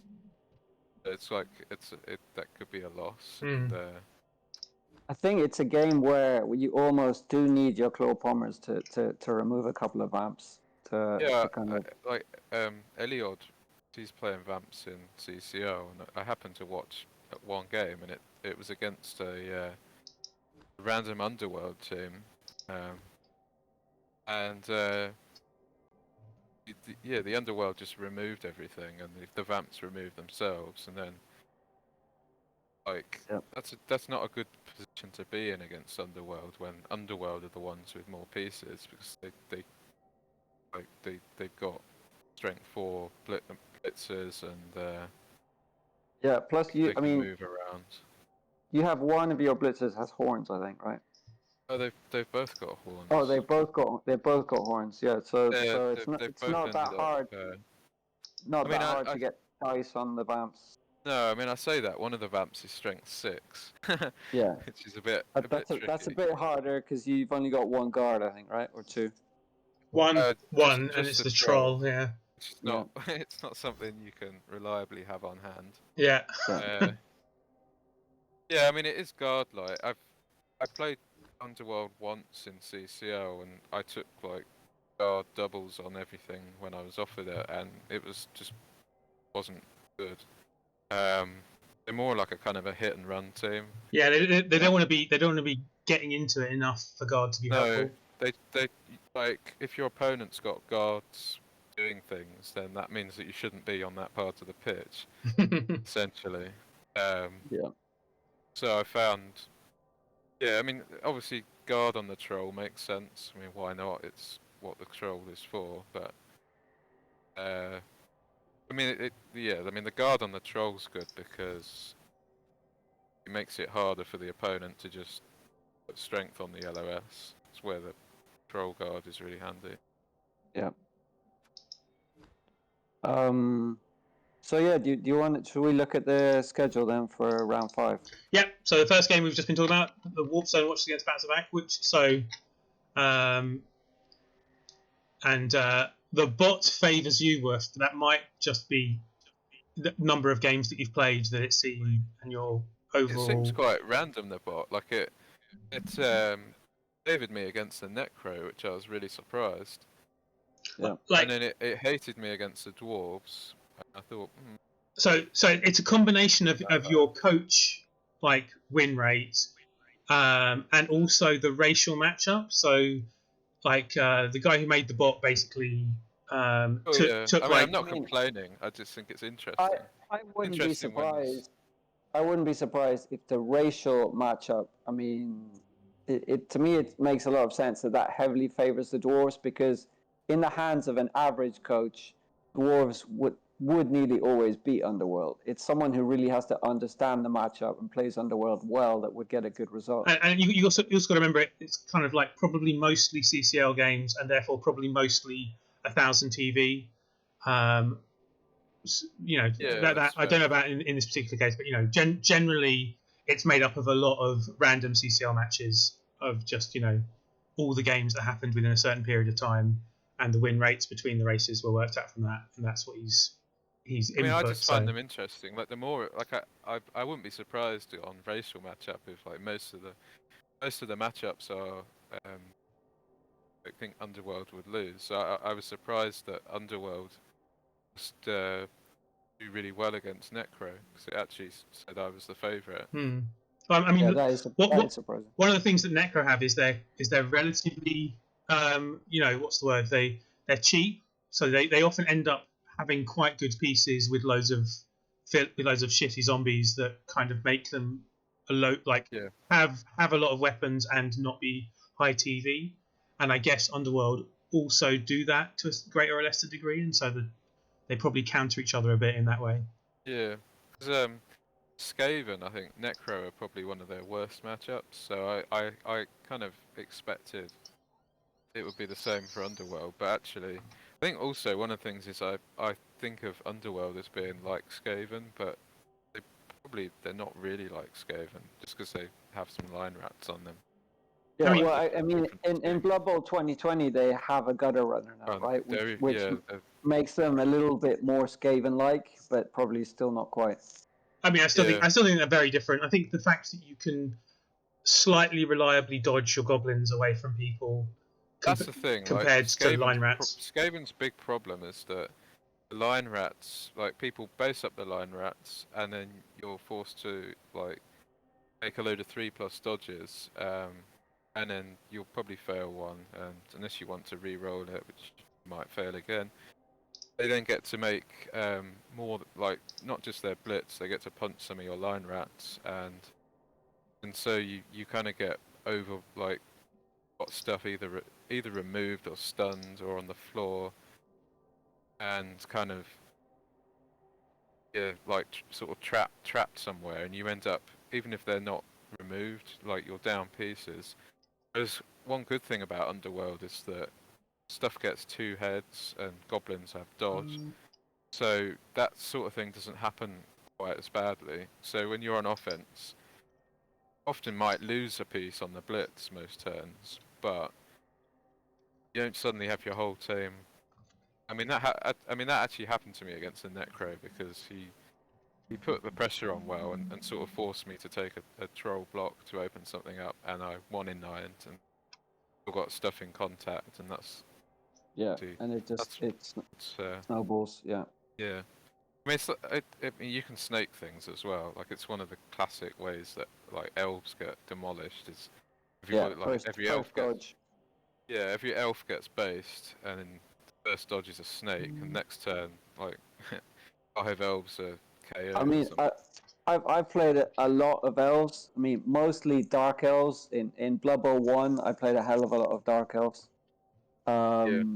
And it got to I got to the kind of paranoia stage where I would literally, spend a minute looking at everything I could do that wasn't a dodge to start the turn, right? Because you would just, you just be thinking, if this is a snake eyes, I'm completely screwed.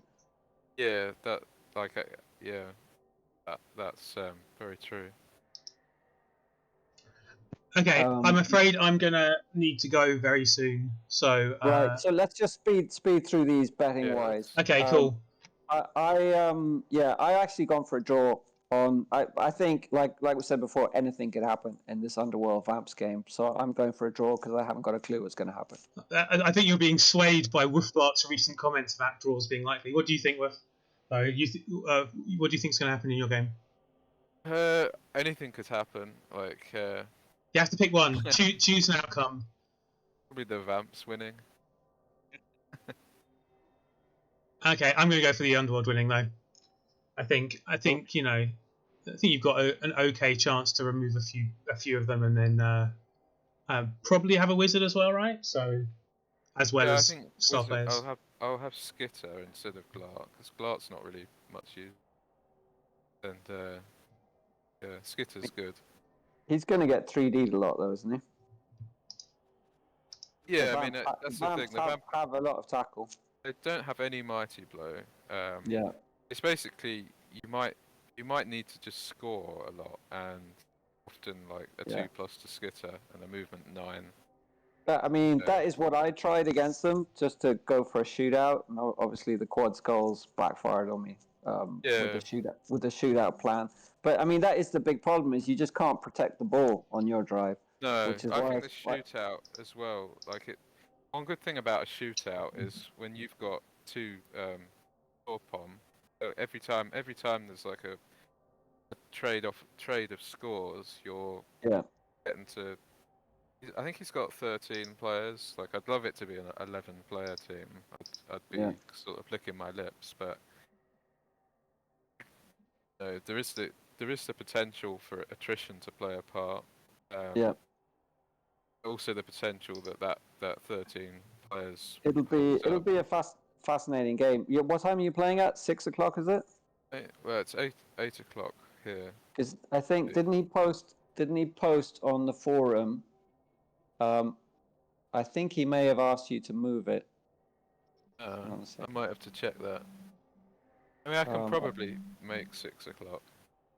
Let me just. I can check it quick. I can check it quickly actually while I'm here. He said, I forgot about my doctor's appointment tomorrow. Can we move that to 7 o'clock? All right. Yeah, that's Probably a good fine. good thing we had this conversation. Yeah, I'm a bit. I can be a bit like lazy, sort of checking the forum to see if anyone's posted. Yeah. It's definitely harder. It's definitely harder than just checking Discord. You know. That's the thing. Like you have to make a conscious decision, like conscious effort to do it. Cool. So I might try and watch that anyway if you are playing at 7. Yeah, let's move on quickly because I think my game against go. my game against Lasker, I'm obviously going for me. Although I wouldn't be surprised if everyone goes against me, what with the fact my team is a little bit beaten up. I've gone for a draw again. Your team is a bit beaten up. I think the Bretts are on a resurgent kind of track, but I think you're good enough to get a draw out of it. Cool. All right. Then your game against Tilnick. Unless Woof, do you want to say anything about the Norse versus or you're happy with just moving on? Which matchup is it? Well, we were just talking about the my Norse who are down against the Bretts. Against the Bretts. So I'll be getting 400 TV of inducements. Is it? Are you home or away? I'm away. All right, so you don't get to cheat with enough altar. I guess I'd probably favour the Bretts like on teams. Yeah, I think so. A good coach, so. That's why I've gone for a draw. On paper, I think the Bretts are better, but I think you can kind of leverage your coaching to get a draw. Cool. Yeah, I'd probably agree. All right, so next is you, Danton, against Hilnick. Humans against Necro. Yeah. Although humans with natural one-turners versus Necro with no wolves. Yeah, Necro with 3 flesh golems. I've gone for myself to win it, but I'm not like super confident. I think it's going to be really tough. I think I get a wizard, but I've got 11 players. I might have to buy another lineman just to have one bench. So, yeah, I mean, with the one turner, I always have chances. And the wizard obviously can do nothing, or it can win you the game as well. So, I think I have chances, but it'll be tough. Yeah, you are right. You got 12 players. No, you haven't. No, you're right. You've got 11. No. Yeah, I got two MNG, I think. Yeah. But the TV difference is only 180, so you're going to be spending your own money on the wizard a bit. I can spend 50k on a lino and put a bit of cash in for the wizard. Yeah. I've still gone for Hilnick. I think he only has 11, right? I think he's got 12. He's got 12. Oh, he's got 12. Okay. But he could drop a player if he wants to as well.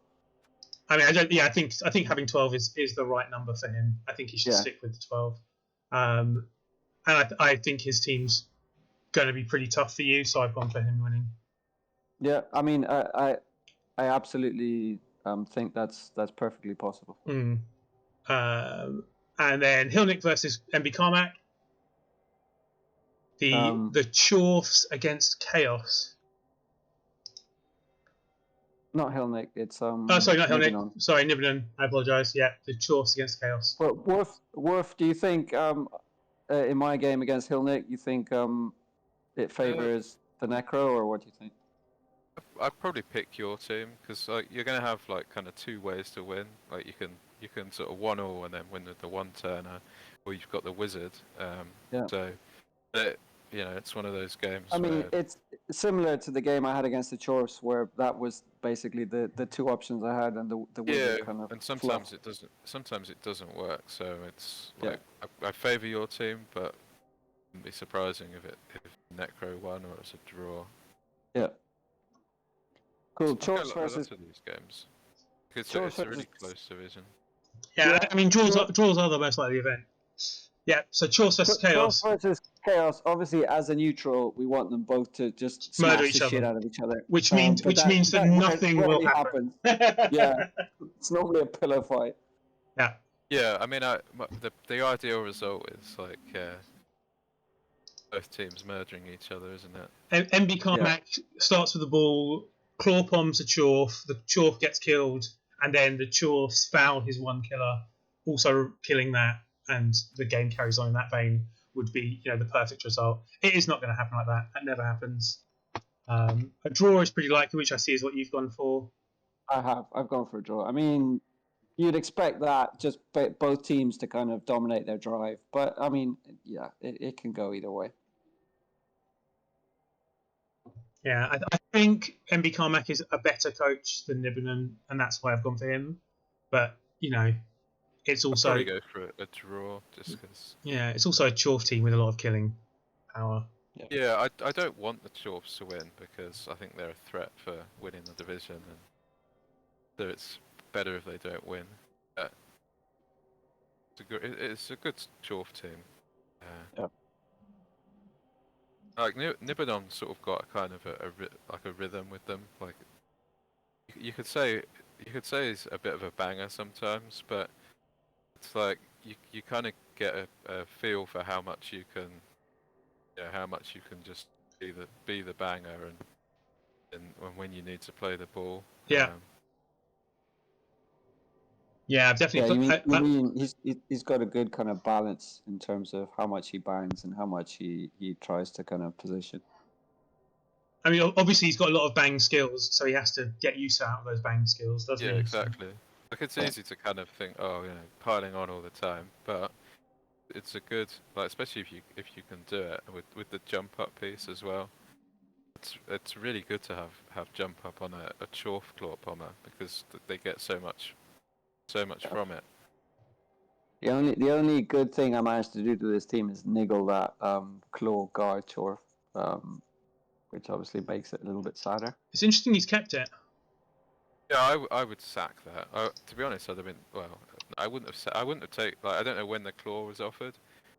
With already 2 claws. I suppose being a league, you're thinking redundancy. If it was a CCL team, I'd turn it down for Stand Firm or something. Yeah, probably actually. Or Mighty Blow, another Mighty Blow. Stand Firm, like a third Stand Firm, is actually really good, isn't it? Because it stops any normal one turning. Yeah. And it's just Stand Firm it's not mentioned enough that they kind of produce Kaz by still being there when you just get pushes, right? Yeah, they're really good to have against things like Dakar attempts, to have them on the sides. Look, it's a massively underrated skill. Yeah, I agree. Like it's also it became a bit of a meme in Rebel that like it was overrated, but it is I think generally underrated skill. I mean, I think in a game that's largely about positioning, a skill that lets you choose your position is obviously like Stand Firm and Sidestep. Sidestep. Like as far as I'm concerned, the next best skills after block, wrestle, and dodge and guard. Yeah. But yeah. All right. So last game of this, I really need to go. Is Raspel's Pontifices against Torilla Tabatan, the Lizards against the Dwarfs. A classic, if ever there was. I think that the matchup always favors the Lizards, but the Dwarves obviously have the tools to cause some problems as well. It's going to be a Lizard team with only 4 Saurus. It's worth mentioning. Yeah, that is true. I think, I'd gone for the Lizards in the betting, but with the 4 Saurus, it won't be that easy. I think I favour the Dwarves because I think the Lizards are only going to have 11 pieces, and they're going to be they're not going to be able to protect their skinks. I actually think the Dwarves are the favourite. I mean, weirdly, although I agree that having a bench is useful, the Dwarfs having 1,400 sitting on the bench during any drive. I'm a bit surprised he bought a 15th player, but he obviously really likes having a bench. Yeah, which isn't wrong. But I mean that bench is obviously good in the claw pom matchups, but in the other matchups, it's a lot of wasted TV. I mean, here I would have because none of those are both MNGs, so I wouldn't have been thinking, I need to start replacing something. And in the matchup, I'd rather have like a wizard than another dwarf, because it's not you're not against claw. But that's just me. It's not right or wrong. And dwarves are they're expensive flying pieces, although they're really good. They're 70k. So yeah, but the team as a whole is cheap, isn't it? So yeah, they're still the underdog in this game, despite probably having a better collection of skills and stuff. I've gone for the draw because I just mentally imagined lizard team smashing into a dwarf team and neither of them moving very much. Anything could happen. Yeah. I mean, I'd gone for the Lizards winning purely based on the matchup. But looking at the state of the two teams, it's probably not that likely that the Lizards will win. But I'll stick with that anyway.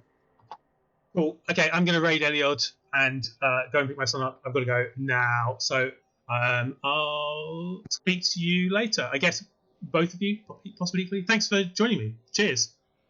No worries. Yeah. Cheers. No Have a worries. good one. And I'll try and catch your game later, Woofbark, if you're going to play. All right, cool. Yeah, I'm gonna head off as well actually, because it's taken quite a while, but I really enjoyed talking about it. Yeah, cool. It was fun. Definitely. Yeah. Right. If you want to be on another one, just let us know.